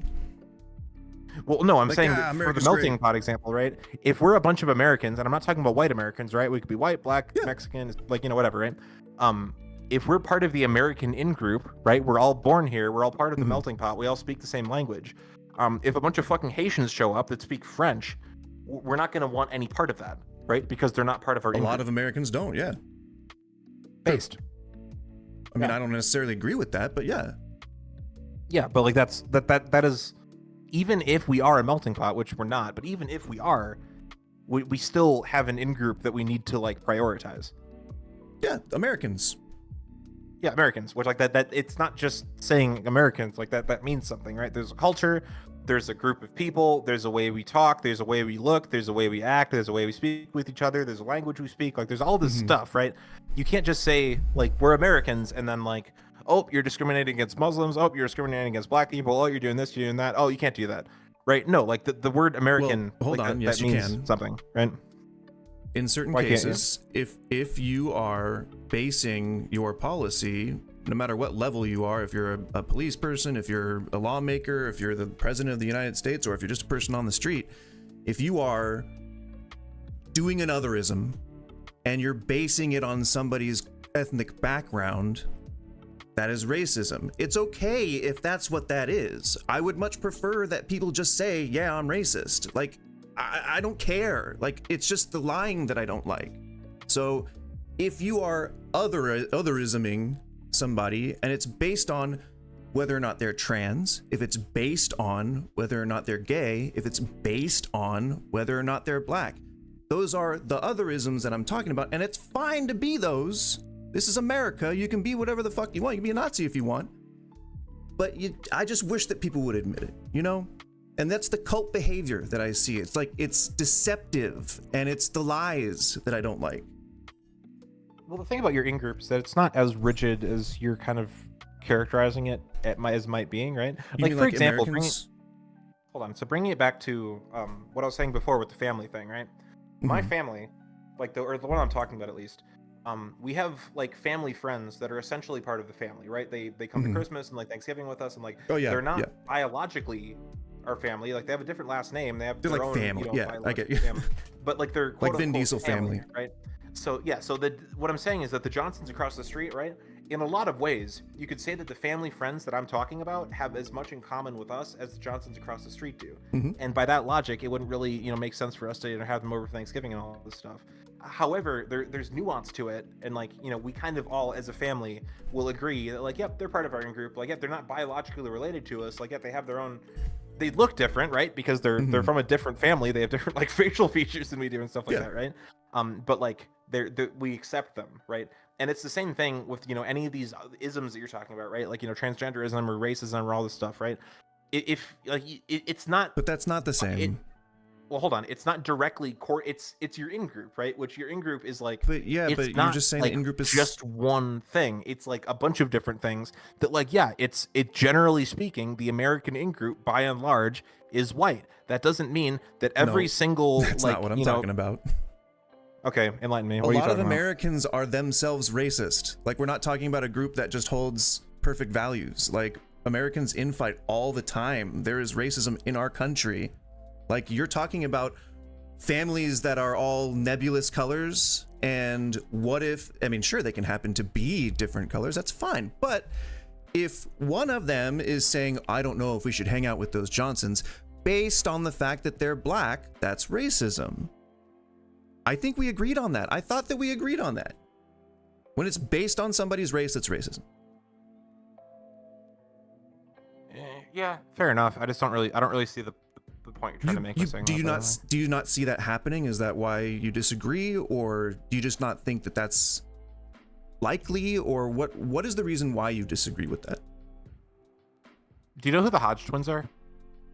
I don't think I do. Okay, you look them up on Google right now. Podcasters? They're like a social media thing. I don't really care for them personally, but okay. They're like incredibly conservative. Like they're black, right? These two black twins, right? Who are those like women, the ladies who are like they're men. You're talking about Diamond and Silk. Oh, okay.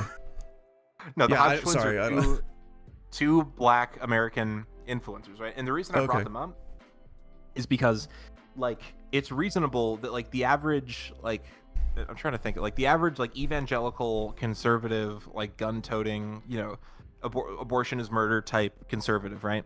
They would look at the average, you know, black person on the south side of Chicago, for example, right? And there's a whole, and like I'm from that neck of the woods, so I can speak on this. Like, there's a whole culture on the south side of Chicago that like is very specific to that, right? That the way that they speak, the way that they act, the values that they hold, all this stuff, right? Your, you know, corn-eating conservative out in the middle of Iowa, right, is going to look at them and say, yep, they're not part of my in-group. I don't want them to having anything to do with American politics. Like, nope, not good. However, they would look at the Hodge twins, right, who are also black as the people on the south side of Chicago I'm talking about, who would look at the Hodge twins who have the same values as them, speak the same way as them, you know, all this stuff, and they would look at the Hodge twins by and large and say, yep, they're part of my in-group. And like most black people would not fall into their in-group because that's how culture is in America right now. But it isn't directly correlated to race. And that's my whole point, is that even for most people you would consider quote unquote racist, it's at the end of the day, it is an in-group preference. It is not a race preference. It is like, I agree with you. It's highly correlated to race in a lot of ways, but that's not the underlying thing. The underlying thing is in-group preference. Oh, man, you think people are way better than they are. You've got a pretty rosy view of people in general. I admire that. Like, I wish that. No, because here's the thing: is that people there are very few people in America. I'm not saying they're not out there. Of course there are, but there's very few people in America who just sit around all day talking about how much they hate black people. Like that is not a very large portion. True. Of, like, racism anyone, is right? often institutional. Well, no, I'm saying that like you can want to live And around passed your own down, in-group. and cultural. Okay, yeah, so you can want to live around your own in-group, which again can like be roughly correlated to white people, and like that doesn't mean you like hate black people, right? Because you're not basing it on color. Sure. When you base it on color, that's when it crosses the line into racism. I haven't changed my point, dude. You can give me any hypothetical you want, but the second you talk about race, it's fallen into racism category. It's very simple. Why does that matter though? Like I don't really know why you're so hung Why does up on racism matter? Yeah, like because racism by itself isn't bad. You have to give a reason why racism is bad, right? Any perceived superiority of one race over another is bad. Oh my god, you're really coming back to this, dude. Jesus Christ. My points aren't going to change, man. You can give me as much information as you want, but they're going to stay the same. No, because we've already established, at least as far as I'm aware, we've already established that having an in-group preference, right, be it gay people or straight people or black people or white people or the Johnsons or the Smiths, right, having an in-group preference doesn't mean that you think people in your out-group are less than. Didn't say that. That's not part of it. Didn't say that. Okay, but when that in-group is race, then that's part of it. When it's race-based, yes. That literally doesn't make any sense. I'm not really sure why that doesn't make sense to you. So if You're just trying not to. You're trying to eliminate the preference part. You're trying to eliminate the superiority part, and that's not what's happening. What's happening is people who have been racist for an extended period of time, or who have passed that down to their children, or who have, through their businesses or their lawmaking decisions, they have institutionalized preference over people of whatever minority race, of historically ostracized cultural or ethnic backgrounds. And because that is so baked in, there's very few in-group preferences that have anything to do with race that aren't based on racism, or that aren't aspects of that person's racism. You are assuming that people are coming at things from an objective point of view, but very few people do that. A lot of people, it would be hard for me to admit that I approach every situation objectively, because I have preferences and because I have lived experiences that inform my decision-making process. So to say that an in-group preference based on whether it's, has to do with race or not, because, I guess, whatever, the two for some reason don't overlap, then like I am having to, oh fuck, I lost my train of thought. I just want to bring this back to like what we were getting at, right? Sorry, That I have if ADHD. I get caught in between. No, you're good, bro. If I don't want to live around Chinese people, right? Based on race. Because, yeah, based on race, based on the fact that like I just don't feel comfortable around them. Are you saying that? And again, it's based on race. It's, as you would say, racism, right? Are you saying that necessarily because of that, I think Chinese people are less than me? If it's because that's what you just said 5 minutes ago. If it's based on them being Chinese, yeah, then that's probably bad. If you think that. That's not what I asked. Okay, well, sorry. What was your question again? So you said that racism is the idea that your race, or excuse me, that other races are inferior, and because of that, we need to treat them differently or exclude them from our society or something. There like is that, some right? nuance to that, but okay. But you said that it's because you think they're inferior, right? It is a perceived superiority. It could be internal, could be internalized or institutionalized. It could be part of your history. You may not even realize that you're doing it. But yes, it is a perceived superiority over a different ethnic group. Yeah, so yeah, that's exactly what I was getting at, right? So Okay, yeah. if I live in China, right, and I prefer to live among like a very small group of Western expats who speak English with each other, right? And I don't want to live in part of broader Chinese society because I feel like I don't fit in there, and I feel like, you know, I just don't feel as comfortable around Chinese people as I do around white people. That's not ethnicity, though. What? If you didn't want to be around Chinese people based on the fact that they're Asian, then sure. Based on the fact that you're Chinese, yeah. Chinese is a nationality. You're from China. You can be Chinese Dude, and black. you're missing the point. You're completely missing the point. Nope. Again, my point hasn't changed, man. I'm getting what you're trying to say. Okay, so hold on. That in-group preference isn't racism, but it can be. Hold on. That's my response to that. That's not the point I'm trying to make right now. So, okay. Okay. So, if it's Asians, right? I don't know why you needed to make the distinction between Chinese people and Asian. Like, it's because they're different. Because Asians are an overall ethnic category. Chinese is a nationality. Get it? You can be Asian, fine, and you can be Japanese. Sure. Asian, fine, Chinese. Okay, so we're not Korean. in China anymore. Let's say we're in Nebraska. We're in the middle of Nebraska, right? Mm-hmm. There is a Chinese, like there's a town where the vast majority of people are ethnically Chinese. They speak English, right? They listen to country music and they wear jeans, but they're Asian, right? And then 10 miles down the road, there's like a funny that you still conflate the two. What are you talking about? I said funny that you still conflate the two, Asian and Chinese. Well, no, because you didn't want you had a problem with me using Chinese, so now I'm just saying Asian, right? Everyone who lives there is Asian. If I say Chinese, I misspoke, right? And then down the road, right, there's a town where everyone's white. Effectively the same town is just one the people are white, one the people are Asian, right? If I'm being a white dude, right, I walk around the Chinese town for a day, and then I walk around the white town for a day, or excuse me, the Asian town for a day, and then I walk around the white town for a day. If I just feel more comfortable walking around the white town, and because I feel more comfortable, I settle down there, right? Your logic is that I think I'm superior to the Chinese people because I'm superior to the Asian people because I prefer associating with whites. That's what you're saying, correct? Sure. Okay, that makes no sense whatsoever, right? Why not? For the same reason that the Johnsons across the street are not better or worse than me, they're just different. You said that it's based on the fact that they're Asian, right? Sure, that you didn't want to live there matter. because based on the fact that they're Asian. Well, it does matter. We're talking about race, so. Well, yeah, but that means I don't feel comfortable around them. That doesn't mean I think they're stupid or something. Them being Asian makes you not feel comfortable around them. Hypothetically, yeah, sure. Okay, then hypothetically, why not? They speak the same language as you. They have basically the same culture as you. Like, you guys are all listening to country music. You're doing your thing, but it's pretty much the same as them. What about them don't you like? What makes you feel uncomfortable? That's beside the point. It's nope. You can't run away from that one. I need you to answer that, please. No, it's a feeling in your gut. You can't explain it. No, it's not really where. Okay, where does the feeling come from? It's in your gut. That's the whole point. Okay, where does the feeling come? All right, where does the feeling in your gut come from? What hidden behind the scenes stuff is going on that makes you feel that in your gut?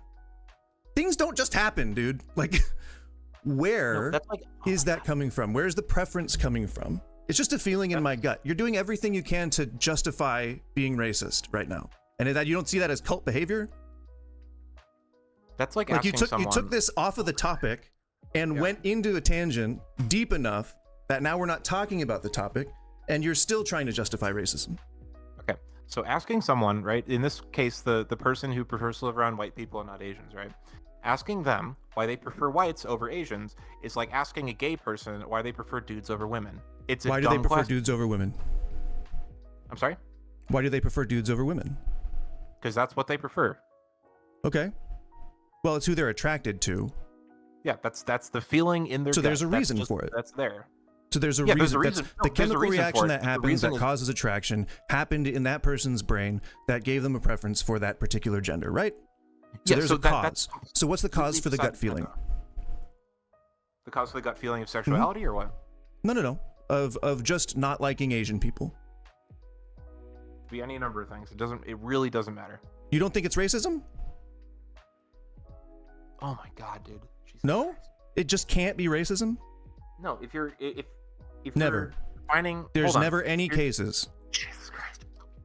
If you're defining racism as having a preference for one race over another, in this A case, we're preferring white perceived people over Asian superiority, words people, right? matter, No, it's not- a it's not perceived You're superiority. You're bringing this out of a, left field. a and acting like I said it. perceived, I've said it 5 times now. Well, now Just 'cause 7 you say times it doesn't because I mean just it's said it true. twice. Just because you say it doesn't mean it's valid. You said you wanted to roll with that definition. We can go with a different one if you'd like. Well, no, because it's superiority is not an innate part of what you would call racism or in-group preference. It like that's 100% not. I'm not trying to define in-group preference. Well, no, you're conflating. You're talking about racism, and which again, what you would call racism, I would call having an in-group preference for your own race, right? Which is like that's essentially we're talking. Which is about racism. right? Cool, fine. What is That it has based on? nothing- What is it based on? Oh my. It's some nebulous thing. Oh, I feel comfortable around people of my own in-group. What is it based on? Why do you feel comfortable? What is the black person doing to you that you don't like? What is the Asian person doing that you don't like? What are they doing? What are their qualities that you don't like? Is it the eyes? Is it the what? What don't you like? That doesn't matter. That It does literally matter. doesn't It really does. That's really why racism exists. If you look at the cause of why you feel like you don't want this person in your in-group, you might determine why you're racist, and you might be able to confront that and process it. I would say that by and large, the reason white people prefer to live around other white people and not other races is the same reason that like babies, right? There's been studies done on this. You can look this up. I don't have one my recite off the God, top of dude. my head, but there's literally been studies that babies like I relatively didn't think quickly this was going to be after this they're- frustrating. Hold on, dude. That relatively quickly after they're born, if it's a white baby, they will have more like affinity or affection towards caretakers that like resemble them, right? And like this is true with white babies, black babies, Asian babies. It doesn't matter. The babies will prefer people who like roughly resemble them. And that's not like they didn't get that from culture. They didn't get that from some fucking like 19th century like race realism author or something. Like that's in them. That's innate. Like that's there, right?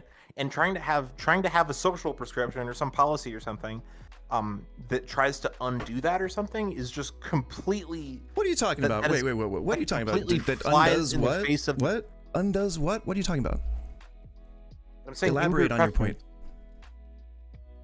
What didn't you understand about what I just said? The last thing you were just about, the thing I interrupted you for. Said if you want to dismantle that idea or something.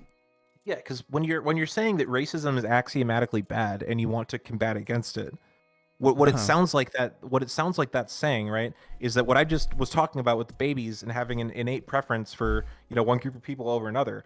What it sounds like you're saying is that that's wrong. They that is prefer axiomatically bad, and we faces. have to destroy it. Right? They are only operating on their reptile brain. They prefer any faces. So a face on a clock, like a happy face on a clock, a happy face on a balloon, a happy face on a dog. Well, not probably, because I think it's probably human faces, but faces. It's just faces. The reptile brain looks for faces. That's all it is. They don't prefer white faces or similar group they do faces. those. They literally do, and you can. All you right. can I read mean, studies on this I'm if you down to believe look for me. a study on that, but I'm gonna say that I disagree with you. If the, if the study proved you wrong, would you change your mind? Yes, but not about Okay. racism. I would say that particular study is correct. Yeah, correct that babies, and it's not just babies. Like, I mean, if you can expand this to like You children can't just in say general, that. right? Oh well, now we can expand that to everything else, and that therefore I am correct. Like you're talking about one particular thing that they've done studies on. Like that doesn't really mean much in the grand scope of things, does it? No, I'm saying that the same phenomenon that causes babies to prefer caretakers that look like them, that happens It's after they're just- babies, right? Like that happens after You're that. really gonna make me and look that this doesn't up. that doesn't dissipate into like when you're an adult. That doesn't like change. Like it's not like your baby. It's not like you have like baby racism when you're born, and then like when you're 10 years old, your baby racism falls out. Right. and your People are adult not born racism- racist. Correct. People are not born No, they racist. they That's- literally that's- are. They that's- literally are. That's my whole point. They are not. Literally are. They are not. You can say that, but that's not true. Oh my gosh. Okay. Hey Google, are people born racist? No, people are not born racist. Thank you, Google.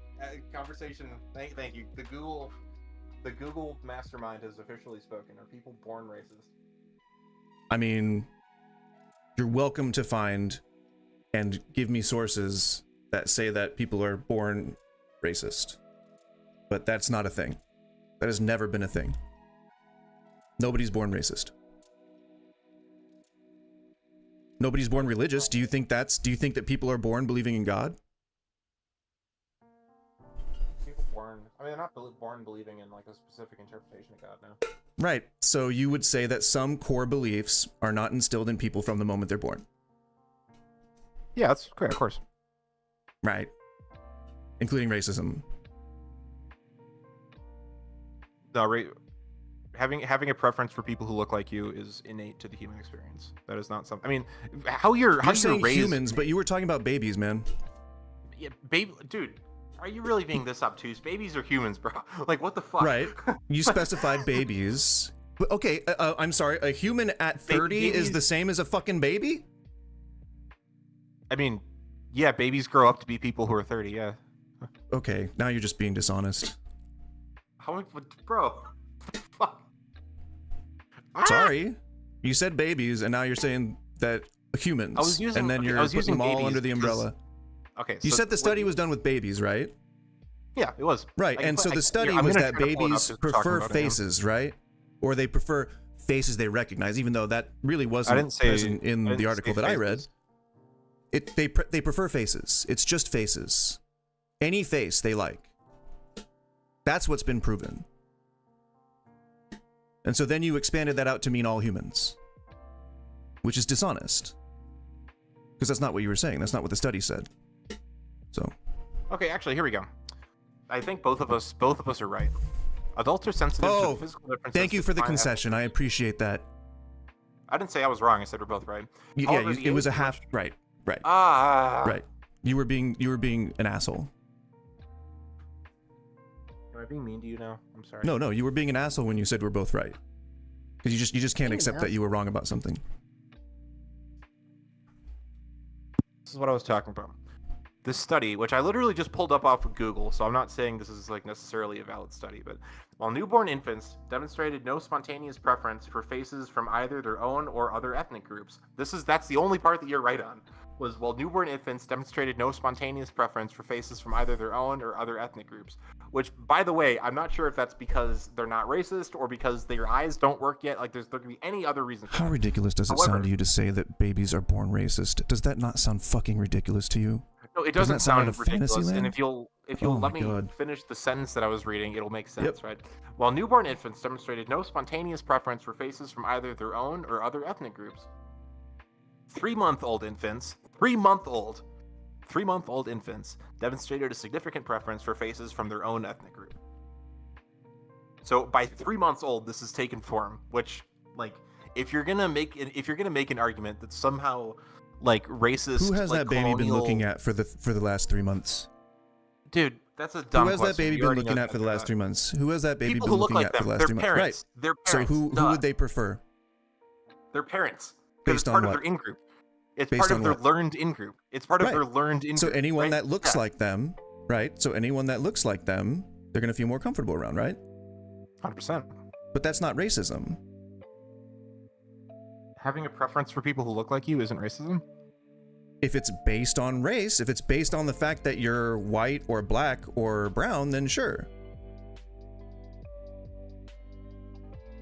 It's learned. So, you just said that after you proved that it's learned. You said after 3 months they prefer someone who looks like them because that's fucking babies. That's how they feel comfortable. When we grow, we learn more shit about the world and we learn how to be more tolerant of things that we aren't familiar with. Did you just say that 3-month-old infants demonstrating a significant preference for faces from their own ethnic group isn't racism? Huh? You just said that 3-month-olds, right, which is what I was talking about, the 3-month-old infants have a preference. I didn't say for ethnic people who group. Look like I said who look like them. Bro. You literally just said ethnic group. I didn't say ethnic group. I said people who look like them. Dude. You're talking about skin color. Christ. I'm not. I'm talking about physical characteristics. Yes. Like white people have That can different physical include skin color, characteristics than yes. black people. And That 3-month-old, can include, right? yes, that can include Yes. skin color, absolutely. Oh, God, dude. But if the motivation is that skin color, then that is where the problem comes in. All right, man. I appreciate the conversation. I really do. And I don't want this. If there's something else you want to talk about, we can. I don't want it to seem like I'm tapping out, but No, honestly, it's fine. This is my first debate in a real-time capacity, so I'm just thankful that you're here, man. Honestly. no, and I'm looking at the comments, and it looks like there might be someone else who's gonna call in, so I'm gonna let them do that. And I think, I mean, at the end of the day, what it sounds like we have is an axiomatic difference. So I'm not trying to say that I think that we lost the sauce in some of the definitions of things. I think was where we crossed our wires a bit. Yeah, but I mean, We just here's didn't the thing: is agree that I on don't like. I think you value different things than I do, and I think a lot of what we're disagreeing about just comes from the fact that we have different values, and that's fine. Yeah. But yeah, That's why, no, I mean, why we're been, here, man. yeah, but no, you've been reasonable. If I don't know, if I came across as too combative or something, I apologize in advance. But I got a long ass fuse, so I'm the wrong person to be like, thanks for being patient. I'm just infinitely patient. Oh, fair enough. We're probably gonna get along then. So I'll All right. Well, cool. Yeah, I appreciate it. Yeah, man. Thanks for being a person. Absolutely. Call back again if you'd like. Have a good one, man. All right. Have a good day, bro. Later. You too. Thank you. All right. Well, if you want to call in, I'm sorry if I was neglecting chat. Again, this was my first actual like in real time discussion with somebody live. So I honestly didn't think anyone was going to call in. So I'm happy that happened. But if you are trying to and failing, then please go ahead. I think I put the Discord. Sorry, I have insane cotton mouth. Let me get some more water. I'll be right back. But if you want to call in, stay tuned. I will facilitate that in just a moment.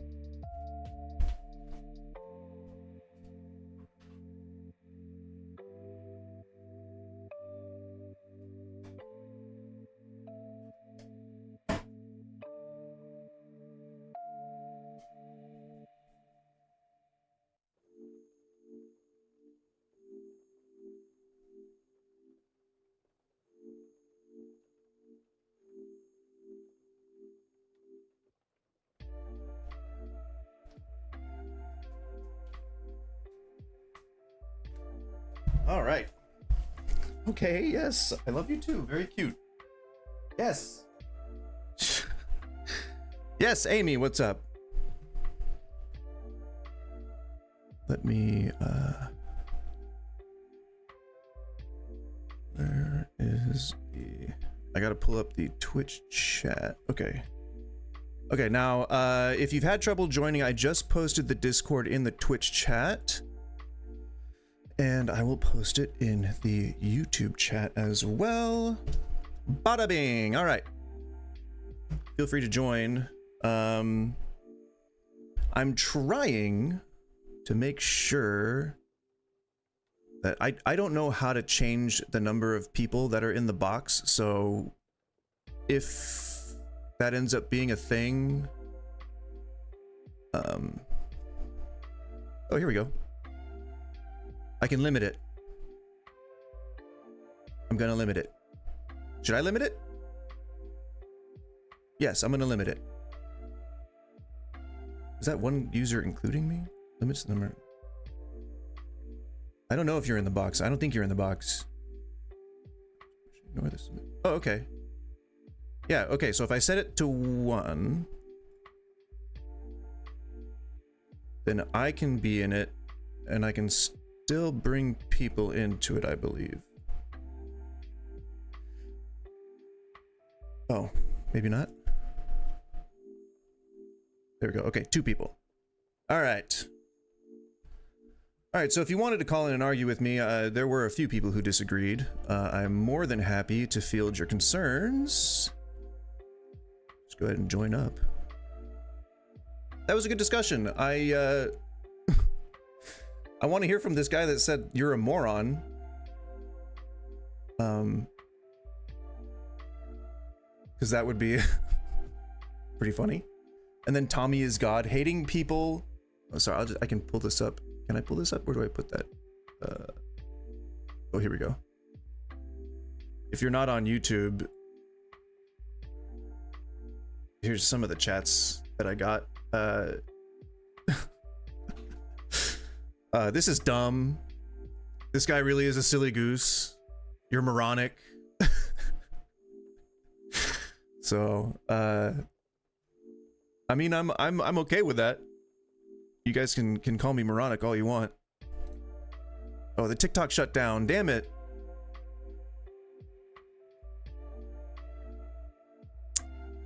When did that shut down? 195 views? And I got one viewer who commented. TikTok is such a weird beast.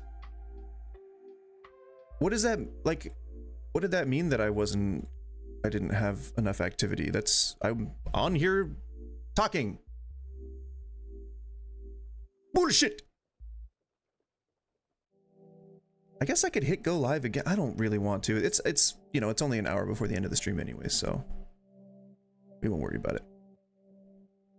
I did have it on my Streamlabs thing, but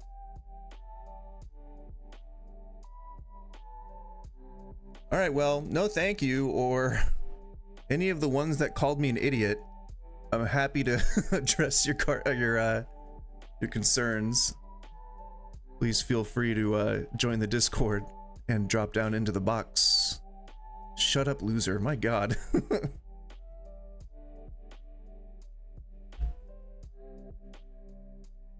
Woody was here again. Hey, Woody. I don't know if he's still here. But glad to have you. And please, guys, if you like, or if you enjoyed that conversation too, I do plan on having civil conversations with people, even if we don't agree or vehemently disagree. That's really the tone that I'm trying to set. So that last guy was awesome. That was a great first live debate. And also, I did just want to mention this right now. If you are viewing and you like the stuff, then please like and subscribe. But also, talking in chat is the biggest way to get that, you know, the qualifications that I need for the affiliate partner. And the more that I do this, then the more that I can have conversations like that. So if you agreed with me, if you disagree with me, if you want to see people take me down, then, you know, do that follow thing, or even just say hi in chat. That goes a million miles towards helping me out. So I much appreciate it. It is super, super, super awesome of anyone who decides to engage with the channel. Again, I am Goose. We're heading into the third hour of the Talk Tuesday. So far, we're adhering with the theme of Talk Tuesday pretty gosh darn well. What I did want to do in between conversations was kind of give a little bit of a on-stream response to the stream. What? I don't know what that meant. Oh, weird. I guess it must have become defunct. That thing, I first put that module on like 10 years ago. If you have a suggestion, just put it here. I'm open to whatever. Or if it was anonymous, like, I think that your hat looks stupid and that you're a fat ugly moron, then, well, I wouldn't care, honestly. You could still say that, but I'd hope that you wouldn't. Yeah, I've had my Twitch account for over 12 years now. I think I just hit my 12-year mark, because I just hit 500 hours streaming. Well, thank you for the compliment, but I was in my early 30s. So I believe I was actually 30 when I started streaming full time. It was like my birthday gift to myself after getting fired from a job. And I was like, hey, I've been doing this because I was making YouTube videos. Sadly, none of those exist anymore. But yeah, I was making some YouTube videos. I was doing a bunch of fun things and streamed full time, 5 days a week, about 8 hours a day for about a year and a half. And I think I only ever once cracked 10 viewers. So, and that was all just video game stuff. I don't think I was doing maybe some like political stuff when like Trump was getting first elected, but other than that, not really. I mostly just played COD. I think COD and Battlefield were my main games. Binding of Isaac was another one that I enjoyed. I think really actually what happened was there is this guy who, because I was doing theme days, I started doing theme days, and there was days like my wife and I would play, and you know, I was doing like all different, I was getting up to different kind of shenanigans, and I enjoyed it. It was fun. But this guy like started talking shit to me one time, and he spent like an hour just straight talking shit to me. He was the only one in my chat, and he was just talking to me about how like, I forget what it was. It was because I was doing a giveaway. I had earned a little bit of money, like somebody donated some money, and I was like, fuck yeah, I'll put this right back into the stream. And I think I wanted to do like a gift card giveaway. It was really simple. It was like a Uber Eats gift card, some bullshit like that. And the guy like comes into the chat, and this is a day where I have been doing the giveaway, but it's not a day where I'm like actively doing the giveaway thing, like, because I would do like challenges and stuff. So this guy comes into the chat and he's like, you're a fucking liar, a fucking loser, like all this crazy stuff. And I'm not like a big fan of tattling on people, so I wasn't like reporting him or blocking him or anything. I was just letting him putter himself out. But that had an effect on me. He was getting real personal,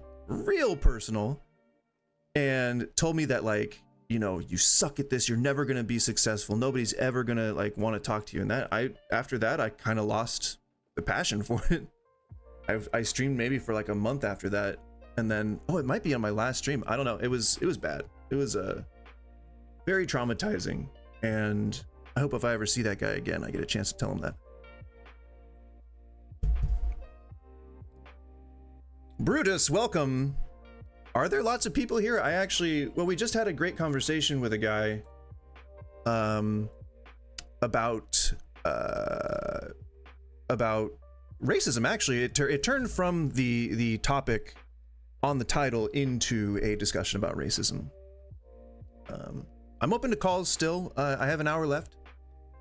Probably can fit another small discussion in there, but I hope not to get into any crazy deep topics after that. I didn't realize the call was going to go for so long, but I'm happy that it did. Oh, that's why. Okay. I wasn't able to see the multi-chat, and it's because I had, just like I said earlier, I had put the stupid window over the multi-chat, and I was only seeing Twitch, and I was like, why can't I see chat right now? What's going on? I set it up that way. This is actually pretty crazy. We have, I'm checking now, and we have 8 viewers on YouTube, and 4 viewers on Twitch. Pretty cool. If any of you have anything to say, feel free to drop into the box.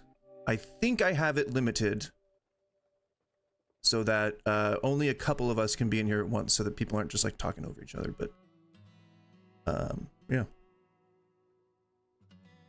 yeah, Brutus, I mean, I don't like the level of discourse, I think so far has been like, I don't know, not extreme. It's been petty. It's been a lot of stop asking what the box is. Oh, hey man, what's up? What's a going on? So yeah, still open to any chats, but I am gonna go ahead, and if there is no one that wants to be in the box right this moment, what we can do is we can simply just react to the thing that I wanted to. So this guy asked me for, what on earth is that? And now my chat widget is working for some reason. When did that start? That's insane. Whatever. I guess we have working functions now. Now the stream is finally working. It's fully functional. It's weird. Well, yeah, Brutus, I think that might be kind of like I'm doing the after action report of the conversation in my head, and I think it's really just because we were not landing on what the approved definition of racism was, or at least not like we weren't agreeing on the implications of why people would not want to be with their in-group. And to me, the base of that is if it's based on somebody's race, then it is racism. And his point was that a person just wanting to stay with their in-group doesn't necessarily mean racism. And I agree with that, but that's, again, my point was the same, that if you are basing it on somebody's race, that's racism. And I don't have a problem, and I think that this is maybe where I diverge from a lot of my left-leaning counterparts on this, but I think that if people need, or if people want to describe it that way, or if that's the only way they can describe it, then they should be able to do that. We need to be able to use the correct terms for things and not do these like gymnastics or mental gymnastics to try and avoid doing that. I think that if we're going to be a free country, we have to be ultimately free. Like, meaning that Nazis need to be able to say they're Nazis so that the rest of us can be like, those are Nazis, look, they're Nazis. And then society can decide what to do with them. Like, and it's probably going to be to just not talk to them anymore. But I would much rather that than have all this like infighting and like sneaky backroom shit with people that are going to do whatever they can to redefine terms while they legislate people out of existence. Widget view box was not clicked before. I think maybe only one person had ever put anything in that suggestion box, and it was that I never stream again. What do I think about Texas vetoing SB3 bill that would outlaw THC? I don't know about the bill, but bills are often pretty dense with a lot of different things. Did you ever watch that "I'm just a bill"? Like, that's a really, really, really good representation of how bills get made. And I think Family Guy or American Dad, someone made a spoof of it that actually is, oh no, it was BoJack Horseman. So the BoJack Horseman version of the How a Bill Gets Made song from Schoolhouse Rock is pretty goddamn accurate to how things like that get made. So it's like, you have a stance that you want to take, like legalize weed, but you can't, like, you have to garner support from people that would be voting on the issue. And so you have to like put their provisions in, and you got to put their budgetary things in, and you got to concede to them for something, you know, and then, or you got to owe them a favor, you got to owe them a vote or something, you know, like, I don't know what was in it, but I don't know. I can't imagine any reason other than religious or just purely like puritanical that someone would want to continue outlawing Schedule 1A stuff. I agree. Let people expose themselves. Let the yeah, and that's the thing. Like, I think that conservatives and I can agree on the fact that if you are outwardly racist, or if you are outwardly a criminal, if you are outwardly any of these things, transphobic, homophobic, it destroys your optics, and it destroys our optics if we would allow, you know, people like that to exist in our groups. But the difference between the left and right currently is that the left tends to get rid of the people who are those ways. Though I really don't know the basis for it, but I've been seeing a lot of rhetoric on Threads, which is really the only social media that I use for like opinion posting, that they believe that it's the left that is actually racist. So I know that propaganda is working, and I'm assuming that it's because of DEI, or it's because of history books, or it's because of people saying that there's institutional racism, which those points are, you know, I think they've been debunked, but I don't think that people in general on the ground know really what's going on with that. Don't believe that racism is institutional. Weed is legal here in Canada, and dealers are seeing more sales because it's quite expensive at the dispensary. Only rich people buying from the dispensary. So maybe it's, I assume that it's more of a commodity in Canada, because we have in the US, especially on the West Coast, we've got a lot of like microclimates that are perfect for growing the best quality stuff you'll ever see in your life. If you ever come to America, that sounded so weird. If you ever come to America and you get some American weed. Well, no, Brutus, what you're saying is I think true, but I don't want lies. I don't want the people lying about it. I want the people to just say their truth. Like if they are making a policy left or right because they don't like black people, they should be able to say that, and then we won't vote for them, you know, and then we won't, you know, want to live near them, you know, like that's the kind of in-group thinking that I like. In Texas, we only have hemp-derived weed. Yeah, there's still a market for that though. They have a lot of provisions around like food safe chemicals and like food safe. Mapes, I've been addressing what you've been saying. Yes, I can see your messages. There's still a market for that. So I think it's hard for people to get that law changed because there's still money coming in from hemp, and industrial hemp probably lobbies that Texas government pretty friggin' hard to keep things the way that they are so that they don't lose their business. That's a very real thing here in Oregon. Industrial hemp is becoming something that has become a loophole for cannabis companies to get into retail spaces like malls and sell their stuff in bars and restaurants, whereas the law says that you can't do any kind of pot sales in food service establishments because it's not like the FDA, they says like that's not like they can't mix. It's not good. I don't know what the basis of that law. Mapes, if you want, you can tell me what the bill, you know what? I want to try and react to this. So I really want to address you guys. I want to engage with you guys in real time. So I'll probably hold off on reacting to this until a non-Talk Tuesday. But I am really appreciating the dialogue that's happening right now. This is really the stuff that I need, you know? And Amy, if you want more puppy, I'm always down for more puppy. She's sleeping right now. And, well, they're all sleeping right now. But, I'm happy to make it happen. Whenever I can. You know? Because I'm just that sort of guy. Alright, well, I guess... Well, Mapes, if you can hear me, then yes, I can see your messages. By the way, guys, if you have not already, please like and subscribe. Today was the first debate, hopefully of many. Just got to get people dropping into the box. I actually kind of like the term now. I kind of like that we're using the term the box.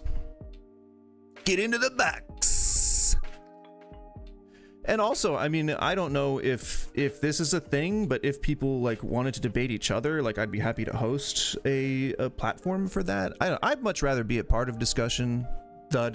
I'm just leaving words out of my sentences now. Hey, why say lot word when less words? What was it? Why say lot word when least word do fine? I can't remember, but you get what I'm saying. All right, you know what? Screw it. We're going to turn this video on and we're going to let it play. We've got a serious topic today, and we're going to talk about some dark stuff.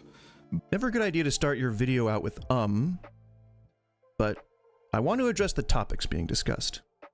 Remember, this guy actually asked me to react to his video, so that's what we're doing.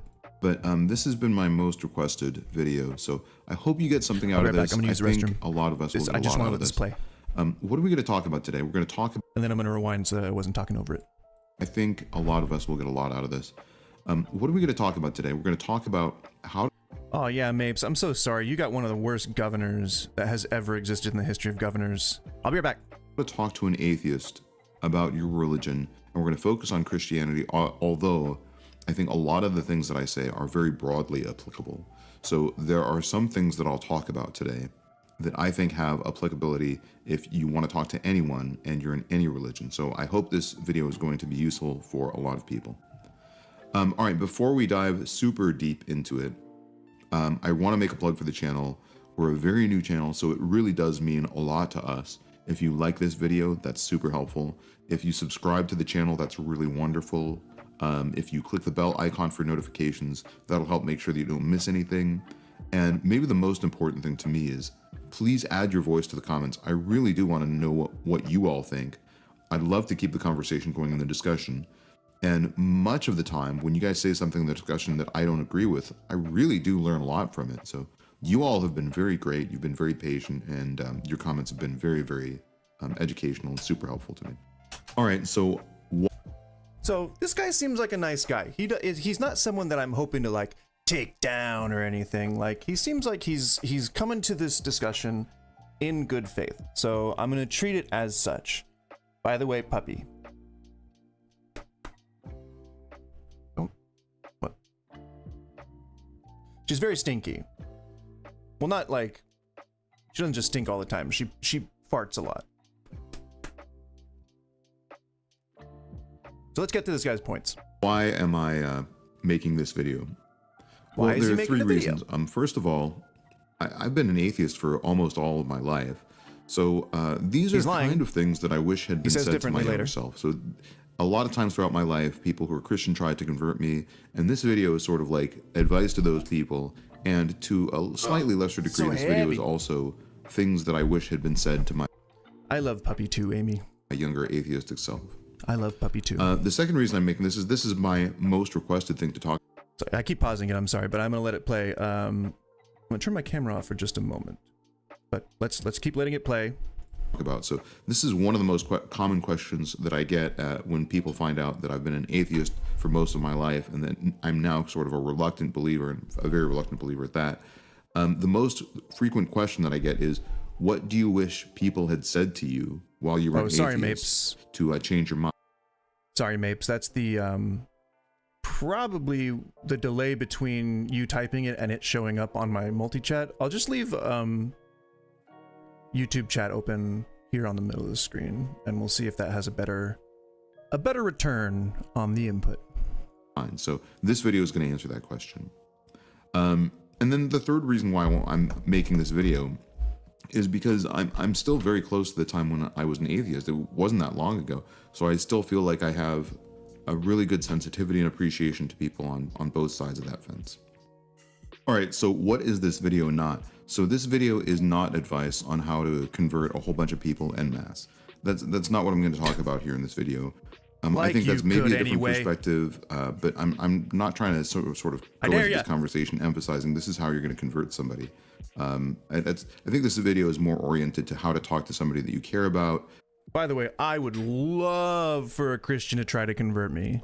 I will levy that as an ongoing challenge for the channel. If you are Christian and you are conservative or whatever, or even if you're not conservative, you're just Christian and you think that you could convert me, I'm willing to do it, because I would love to post those onto YouTube. Thank you so much. How to talk to somebody who's your friend, how to express yourself in general. This video is also not about how to win an argument. If you go into a conversation from the perspective of how am I By the way, a note on that. Oh, Amy, cool. Yeah. Roman Catholic. My God. You have enough shame. I don't need to levy any on you. Not that I would anyway. Again, civil discussion. A thing that I wanted to say about the previous chat that I had with that guy. Oh no, I might have lost it immediately. Damn it. Damn my ADHD.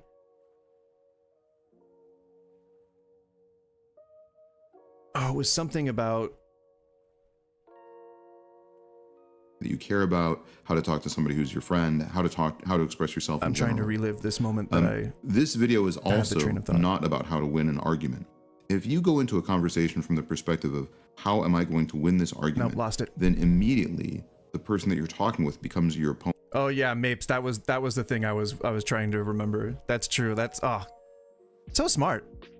He is the genius of our time. And that's not always the best perspective to have, especially when you're discussing religion. All right, so there are a few different parts of this video. The first section we'll talk about why is it important. I remember. It was his mention of gay people. So he was saying something like, if you've ever met a gay person, which is fine. The guy doesn't know me. Like, that's all right.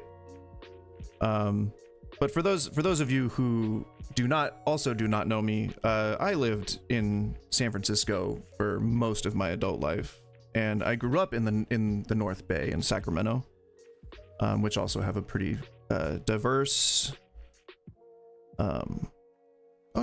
which have a pretty diverse set of cultural differences in all of those places. So yeah, I am very familiar with the struggle, the history, Harvey Milk assassination, and he had said that the persecution of the gays is irrelevant to the discussion of why a household of gay men would prefer not to live with a straight guy. Yet, I feel it was a little dishonest because the terminology that he was using was would rather live with a like-minded individual. And I don't know. I feel like that's... So the question I asked him after that was, why do you suppose that a household of gay men would not necessarily want to live with just a normal straight cis guy? Normal. See, that's my own latent the bigotry that I had, not bigotry, passive bigotry, I guess, that I had for a while. And then I stepped outside my comfort zone and I learned, and I realized, oh, people aren't just waking up and changing their gender. There's actually a whole 18 years long process. And children aren't just, well, I already knew all that, but I guess that's why we're all here. You know, the reason behind these discussions is I would really love to just to know that I maybe helped someone along the way, even if it's not, you know, converting somebody to my way of thinking, even if it's not something like that, even if it's just like helping to give more insight on something, or at least a different perspective. That's my hope.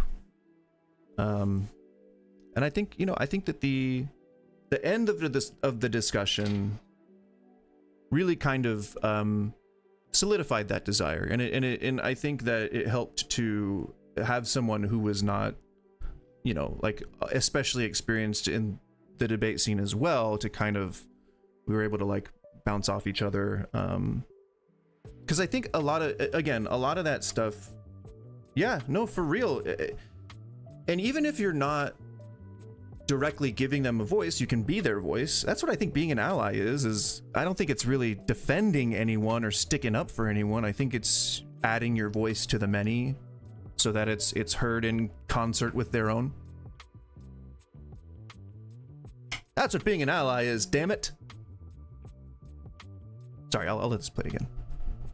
Important to talk about your theological beliefs, and why do we maybe even have a moral obligation to do so. So that's the first section.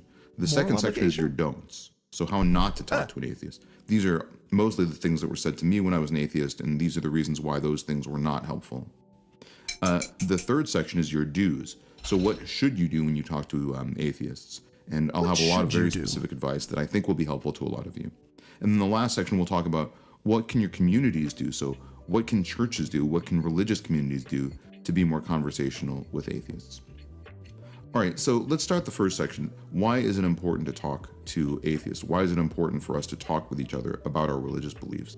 All right, you know, a quote that I heard a long time ago that's always stayed with me, it's from my favorite Beatle, and it was the last words of George Harrison. So apparently these were the last thing he ever said was, it can seem really difficult to talk about generations have been communicating a lot through, and that's not always a good way to have a conversation. I don't really want to let all of this play. He basically just says that you have a moral imperative. The Bible says you're supposed to go out and spread the gospel, so go out and spread the gospel. He's not. He says that he's not talking about converting people, but that's exactly why this video exists. Is how not to talk to atheists. So these are your don'ts. So what are the things that were commonly said to me when Christians would talk to me as an atheist myself, and why were those things flawed? So over and over again, there were three things that Christians often said to me. So the first thing that was commonly said to me is, you're going to hell. This is the most common thing that I got. It's not. Also, I don't know if he said this yet, but he says that atheist is the same as agnostic and non-believer. That's what he had said in the introduction. He says that atheist is the same. They are all synonymous. He says that atheist is the same as non-believer and agnostic. That is not true. That is not the case. Not helpful. I think making somebody feel bad about themselves is not a good way to make them receptive to religious ideas or spiritual conversations or discussions in general. So I don't think this is a good way to start off. Moreover, hell was one of the biggest turnoffs about religion for me. I was about 9 years old when I realized that eternal conscious torment and infinite suffering from God to humans in hell was just a horrifically cruel idea. And that's almost assuredly not the way God works. I don't believe in hell as eternal conscious torment personally.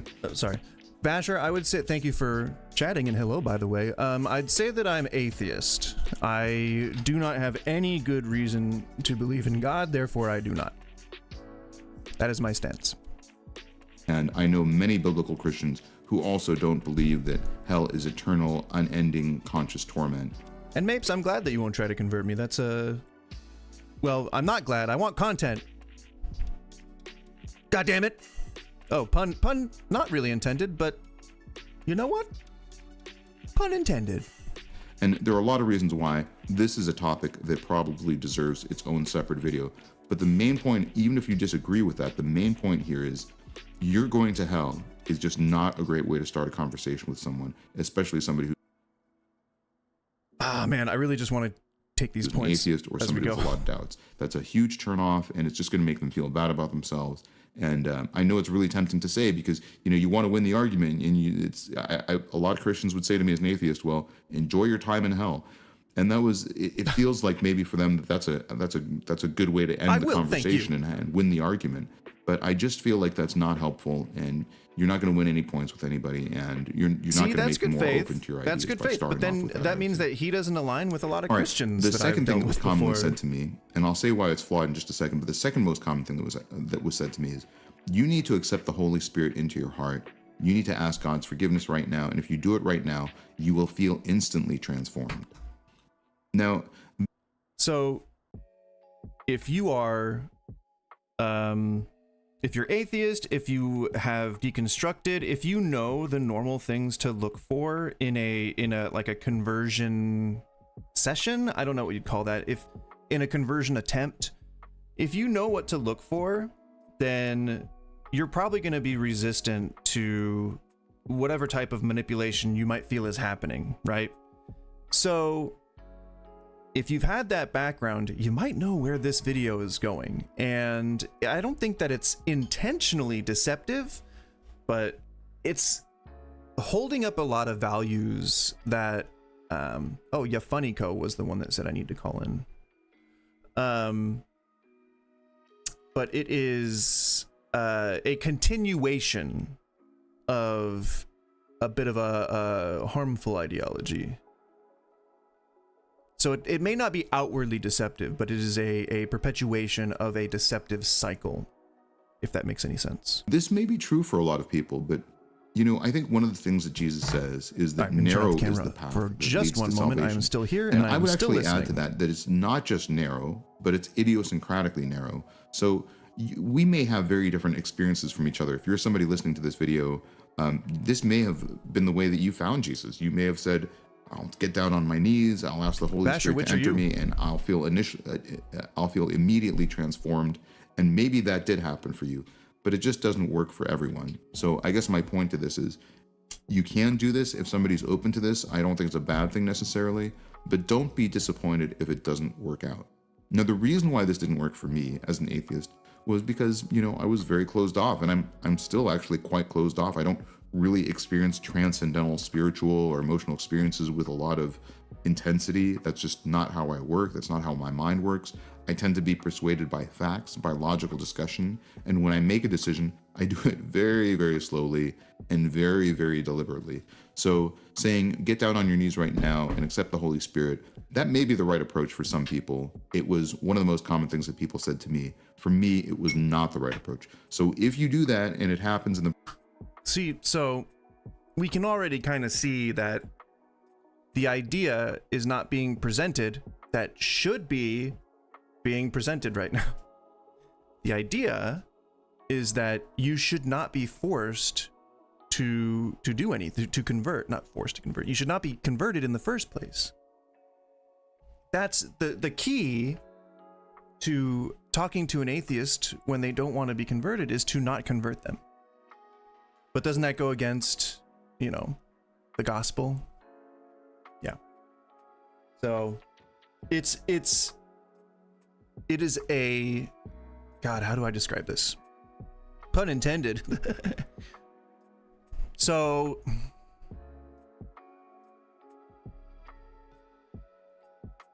how do I do that? How do I explain this? So you get to hear my thought process.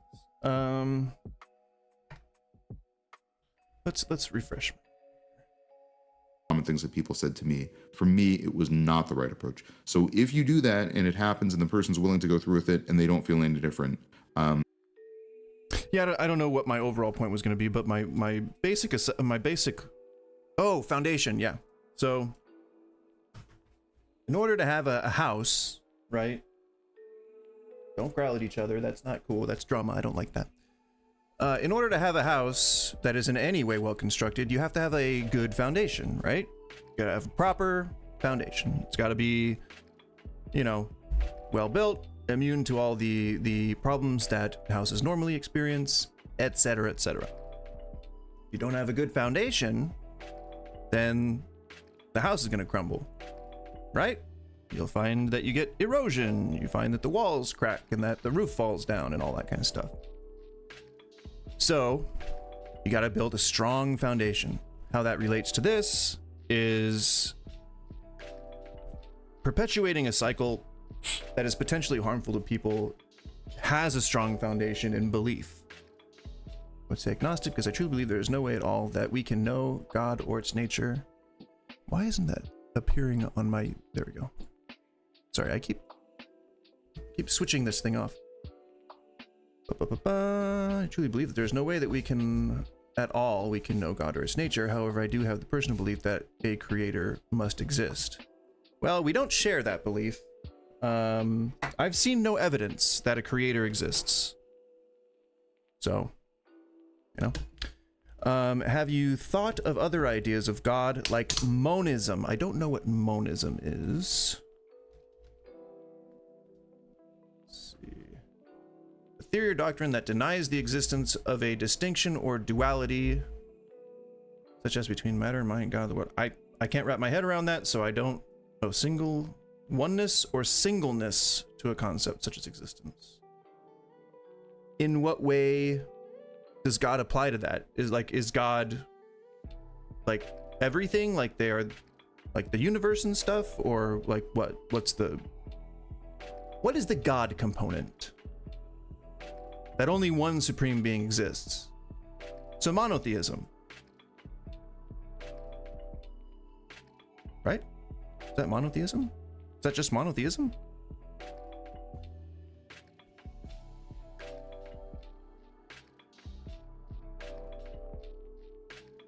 A view that there is only one kind of ultimate substance. What the fuck does substance mean in this case?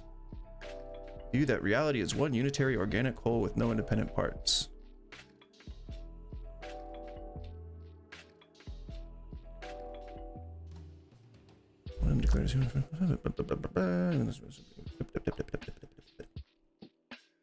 Yes, I can agree with you that there is no evidence. Really, I believe, because there is no way we can know God. Talking about it almost always leads to some confusion. Because there's no scientific basis for God. It's just because we get confused because people are still asserting that there is a God, yet there is no proof for it. That's why. It's not some mimetic disease. And you have to believe that God exists in order to think that you don't know God, or in order to think that you can't know God. You have to start with the idea that God exists. Yeah, I don't subscribe to it because I don't really know what it is. But it's not because it sounds ridiculous or unbelievable to me. It's just because I don't know the nuances to that concept. That's the thing, like, I'm open to esoteric knowledge, if you have a religion that has evidence of a God, I wouldn't necessarily be a part of it. Like, I wouldn't convert to it, but I'd be like, Yeah, that looks like it's a true religion. What's up? Pretty cool. The only reason I say there must be a God is because I equate God with the ontological origin of our universe. Well, then you could just say that God is the universe, right?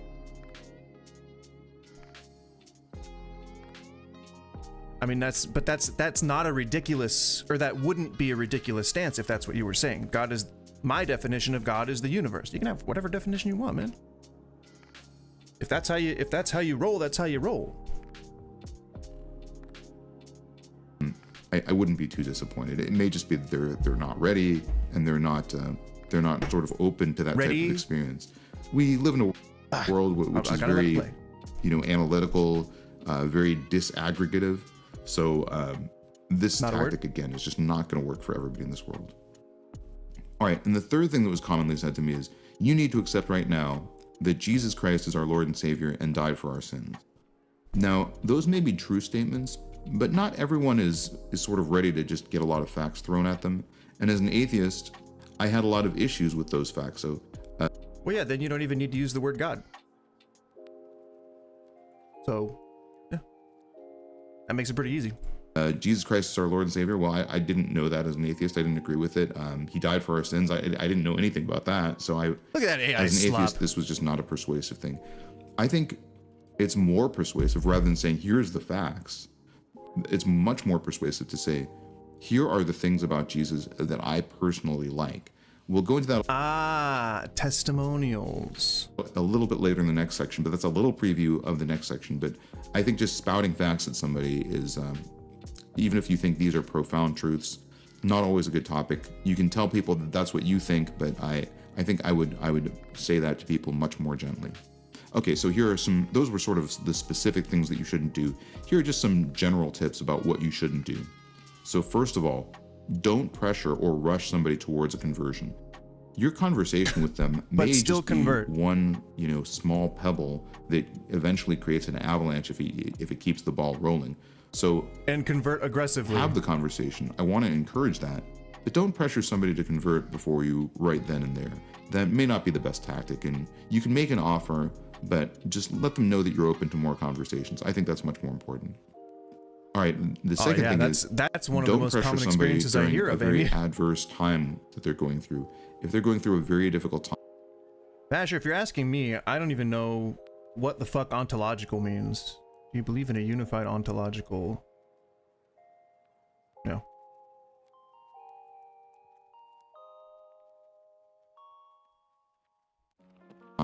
Don't use that adversity to try to have an opportunity to convert them. To me, that just seems a little bit opportunistic. I think it's okay to say, I'll pray for you. It's even okay. Yeah, that'll get them to go away pretty quickly. Just say like, yeah, I have, brother, sister, in Christ. Get that wine, bitch. I don't think people say that to each other. I'm pretty sure Christians don't call each other bitch. If you're going through a difficult time right now might be a good time to consider these ideas. But I think there is sort of an opportunism that a lot of Christians will even discuss with each other, saying, hey, this, if somebody's really suffering, that's a good time. Don't be overly opportunistic.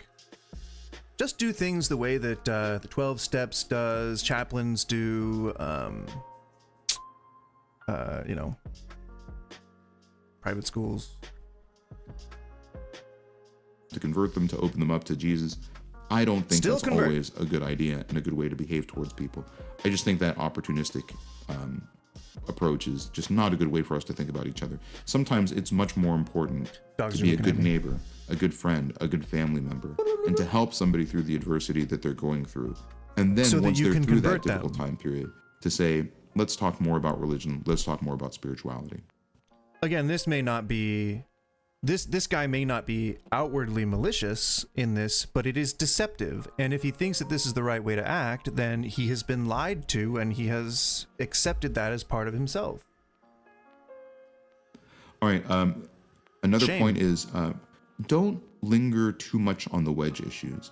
Again, we live in a time that's really divisive. I think bringing up the wedge issues, those issues that divide us from each other, is a difficult thing to do in any situation. And if you're having a conversation about religion and spirituality, I think it's not helpful. One of my favorite it's gonna come up eventually, though. If you're gay or you're trans, you're gonna wonder why everyone in the church is looking at you weird, right? At some point, perhaps. Quotes from Jesus is from Matthew 23:24. Don't swallow the camel and strain out a gnat. I think Jesus was talking to the Pharisees when he said that. And I think the point of that is... how are you going to be a lifelong atheist and now you know the Bible like the back of your hand? That's not... I can't substantiate that, so that's just really a kind of a dig, but... I already know the spoiler alert, I already know the outcome, but it seems like he's being dishonest about having been a lifelong atheist. Is, don't focus on the very tiny details about your spirituality. I'll give you just one example. A lot of people will say, as a wedge issue for talking about religion, a lot of people will say, well, you're Christian. Does that mean that you believe that Adam and Eve are literal beings who live? That just doesn't seem realistic to me. Many people do. Do you believe that Jonah was literally swallowed by a big fish? I don't think these are Many people do. important things to talk about. And the reason why I think that is because, ever since around the year 150, early church leaders sort of admitted that these can be taken as literal truths or they can be taken as metaphors, and they're valuable in both ways. When I go to church every day, every time I go to church, there will be somebody sitting on my left side who believes that every word of the Old Testament is a literal truth. And there'll be somebody sitting on my right side who believes that these are all metaphors, that they have lessons to teach us, but they're not, it's not critical that you believe that each of these ideas is literally true. I'm just as proud to sit next to both of those people, and I'm just as happy to, and their friends. Right, but they want you dead. They think you're gonna burn in hell. So, I mean, you might be approaching that with some peace. Hey, come on, I'm streaming. She knows not to bark during my stream. Disrespectful.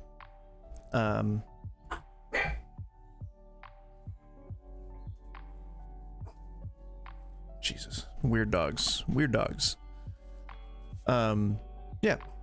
The biblical literalist is totally in support of all that hellfire and damnation to befall the non-believers. And if you are a different denomination or a level of Christian than they are, you're gonna fall into that group.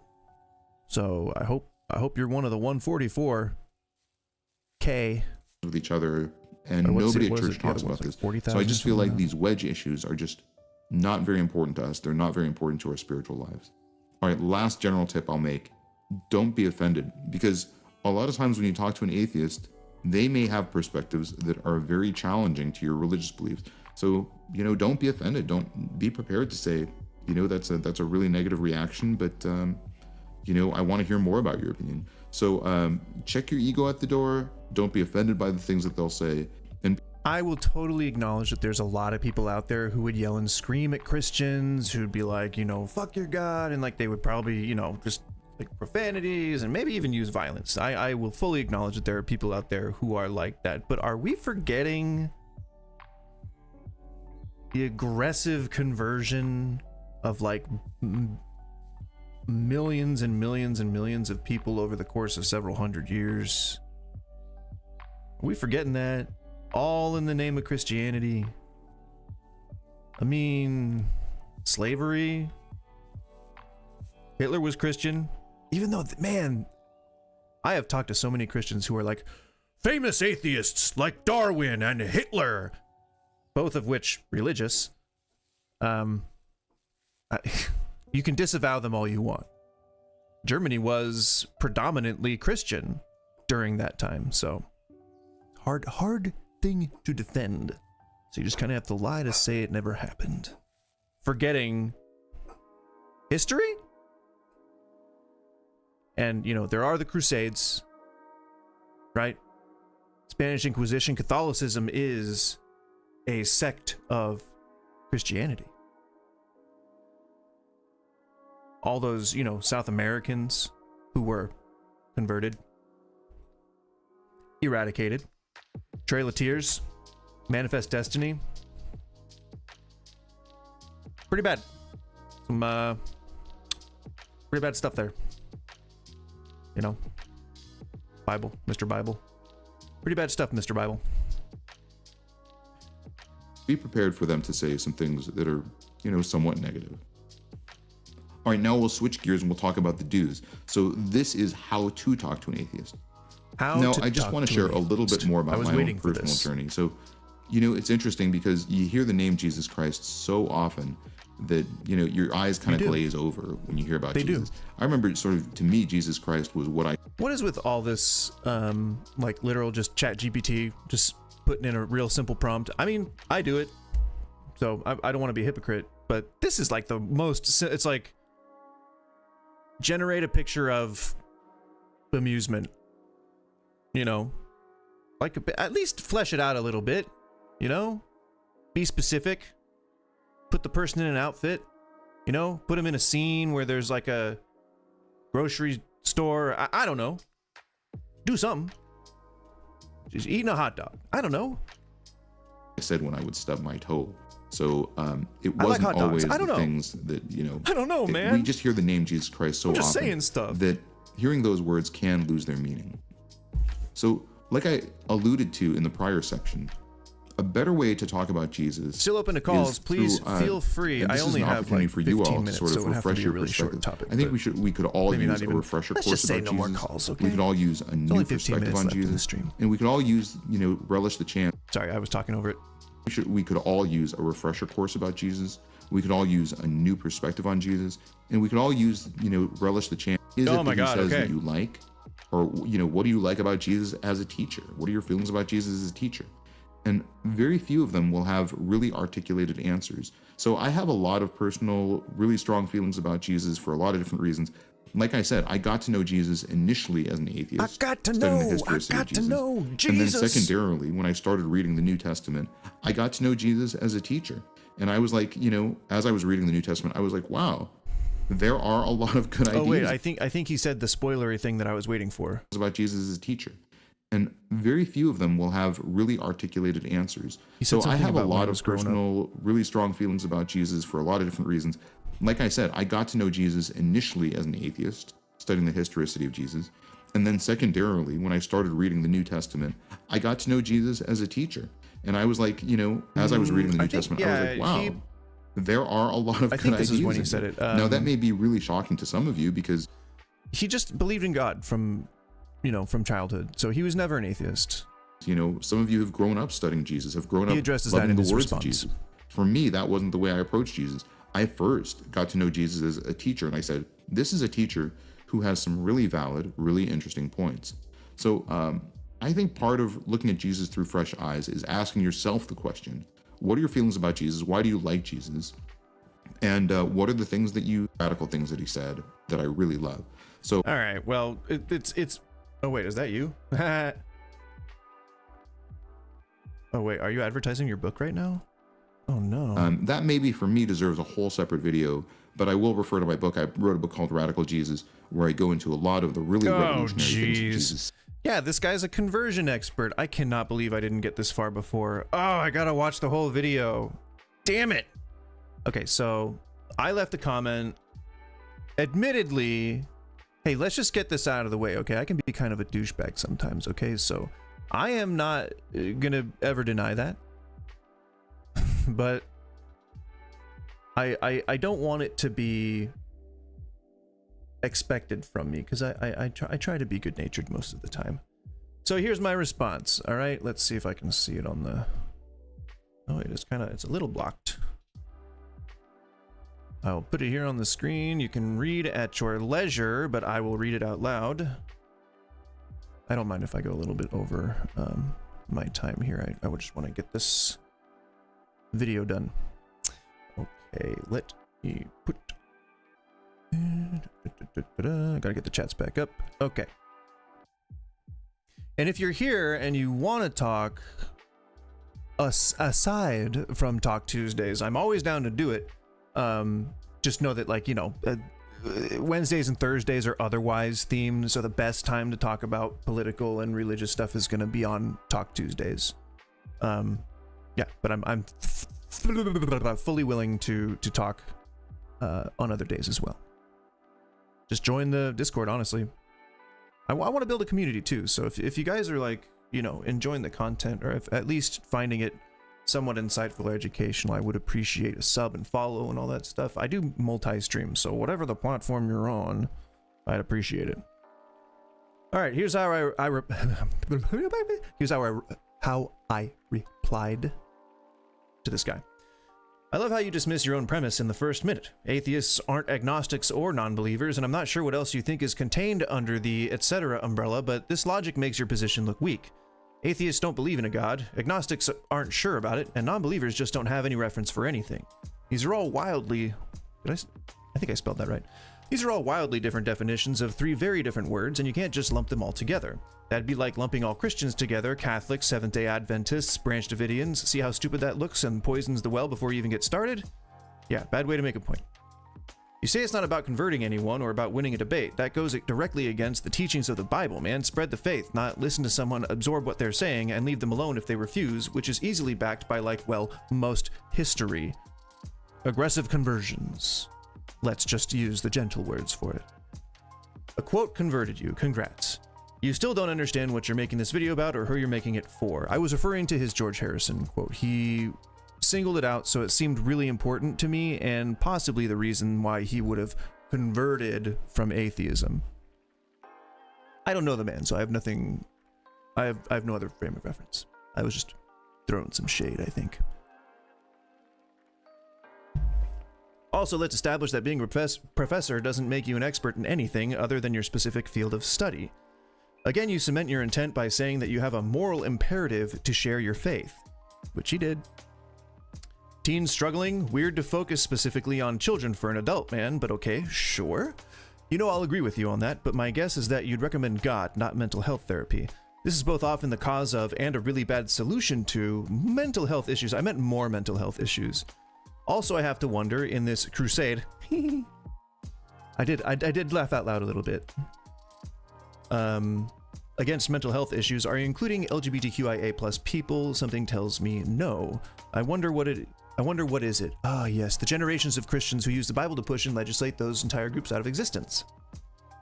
And then he said the thing about believing in God. So I say, now you reveal the truth. You've always believed God was real. You can't believe in the concept of hell without believing that God exists. Since 9, you say. Nice way to ruin the entire impact of your message there, man. What's that? You also admit we want to win the argument, but not in a you'll go to hell way. The next solution, or your next solution to resistance? Testimony. What do I like about God? LOL. Also definitely convert, but don't rush. Eesh, man, you set this up as a reasonable video, then you dismiss all your initial points. Why? Don't pressure someone during an adverse time. Would you then speak out against the 12-step program, chaplains in hospitals and nurses, abortion consultation scams, lifeline programs for teens or children going to church? Doubt it. Wedge issues like trans and gay people being allowed to exist, or that the Bible lies or contradicts itself, or how God is just a terrible, terrible person regardless of existing, or how people who are evil consistently refer to the Bible as being their chosen book. You know, it's great that Christians have different and diverse degrees of belief, while most other Christians disagree and would disavow you for that. Often want you to go to the lake of fire. Jesus, as a heretic, Jesus also said, not a jot or tittle of the old laws will change, meaning that the Bible still advocates for slavery, racism, xenophobia, and gives instructions for and supports abortion and gay sex. All in all, a lot of words without substance. Oh, hey, I know a book like that. I thought it was clever.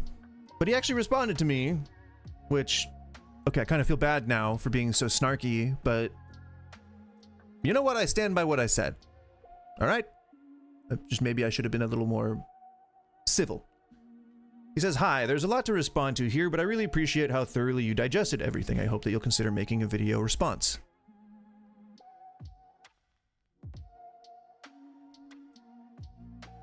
Just to clarify, the video is mostly advice for Christians who might want to share their beliefs, convert, with people that they know or are close to, non-believers. So this video isn't necessarily oriented towards many of your comments. It is, though, intrinsically. You say it's not about those things, but 99% of Christians disagree with you. I do plan to make a video about how some of the topics that you raise, or about some of the topics you raise, and hope that you'll chime in on that video as well. In reply to lumping together atheists and other non-believers in broad strokes, yes, you're right, they are different viewpoints, but again, I think this video is oriented toward Christians, some of whom asked for this content, who want to share their beliefs with others more broadly. I don't give a shit who asked for more of the content. You got the thing wrong. You are defining 3 words differently, and then you are saying that you were an atheist, which is either a lie or you misunderstanding the fucking term. You need to just... If you're gonna make a video meant to educate people, you need to educate them with the right fucking words. Wasn't trying to get heated there. I don't know why I got heated. In reply to, I'm not spreading the Bible. I don't take that message to be an imperative for every single thing I say or do. Again, there's just a different purpose for this video, but he's talking about conversion. He's telling you how to effectively convert people rather than how to badly convert people. Oh, I'm sorry. I didn't mean that you are trying to spread the Bible. You're trying to spread your faith. That's not all right. That's not that clever of a clapback. But you know what? I didn't have any time to write before I am responding in real time. So, Rhea quote converted me. I'm not sure which quote you're referring to. It was a George Harrison quote. I wasn't being serious about that, but it would make sense. But I wasn't converted by any one quote. It was quite a slow, deliberate. Yes, that's the point I'm making. Pensive process for me to leave atheism. You didn't leave atheism. You were never an atheist, and it was over several years. I have written several books about my journey, but I hope to tersely distill some of those books into a future video. In reply to mental health therapy, that's always a good idea. I definitely would never argue that someone in need shouldn't get therapy. I don't think that teens struggling is a focus of this video, but I do think there's evidence that the crisis in meaning affects younger generations more. So teens are the subject of this video. Come on, man! The point I was making is that Christian conversion practices are often predatory, and they usually target people who are at their most vulnerable. So that's what I mean. And other than that, I assume that most Christians would recommend God over any doctor. Most, not the reasonable ones. Yep. In response to LGBTQ plus issues, I hope that you'll check out my next video. Good non-answer. Thanks for not answering that. I just finished recording it yesterday. I think you'll like it. Not out right now, so. Vorest. In response to, I always believed in God, or I always believed God was real. Maybe I didn't say this clearly enough. I was raised in a very austere religion, not Christianity. I began to lose my faith in particular religion because I couldn't reconcile that God would put people through infinite, unimaginable suffering. I was about 9 when I started having doubts. I probably fully became an atheist about the age of 13 or so, and then I was an atheist for many years until recently. Dude, people don't get born religious. You learn that shit. And my guess is that by the age of 8 or 9, you're not fucking religious. I'm sure that the indoctrination has started at that point, but you barely fucking know what $1 is at 8 or 9. You've been playing with toys. You've been sucking on your mama's titties for that entire time, okay? So, well, maybe not 8 or 9. It's a little bit of a, that would become a complex at one point, I think. That's probably why you're like the way you are. I promised I would be civil, and yet here I am just like, ooh, like, oh, just, I don't know. That's the physical thing that I can do to describe the tone that is being given right now. In response to some Christians would disavow me for what I've said, oh yes, quite. Then maybe the faith is not meant for you. Jot or tittle, that's a fascinating line. I have much more to say about it. Good non-answer again. That's probably enough for now. Okay, you didn't give me any real answers to what I said. So I don't know what to do. I could address these, but they're not counterpoints. So you're wrong, and then copy paste my original reply. Could you want to address those and not in a video? Perhaps. I dislike that. Oh God! Well, what a refreshing note to go out on. But it is that time, guys. Well, if you're here, thank you so much for sticking around. I appreciate it. And you know, if you want to call in. I would absolutely love to hear from people. And if you lurk, go lurk on the Discord. I think I put it in there, but there it is. Bam, bam, there it is. Join the Discord, guys, and join the box if you got something to say. I would really appreciate it. I would love to engage. Today was a great first foray into that particular field, so I'm very happy with how it turned out. Hopefully we can get as quick a response tomorrow. Oh wait, no, we're not Talk Tuesdays tomorrow. Tomorrow's Work Wednesdays. Work Wednesdays. What have I got? I've got, well, actually, it'll be Witchy Wednesdays, but we can do Work Wednesdays. It'll just be, my job will be a witch. So, we'll enjoy that. I'll be playing Hades 2. They just had an update. And, a lot of new stuff to explore. A lot of fun to be had. So, like and subscribe, as everybody says, all that shit, you know. Follow me on my socials and stuff, and on Discord. It's in the chat.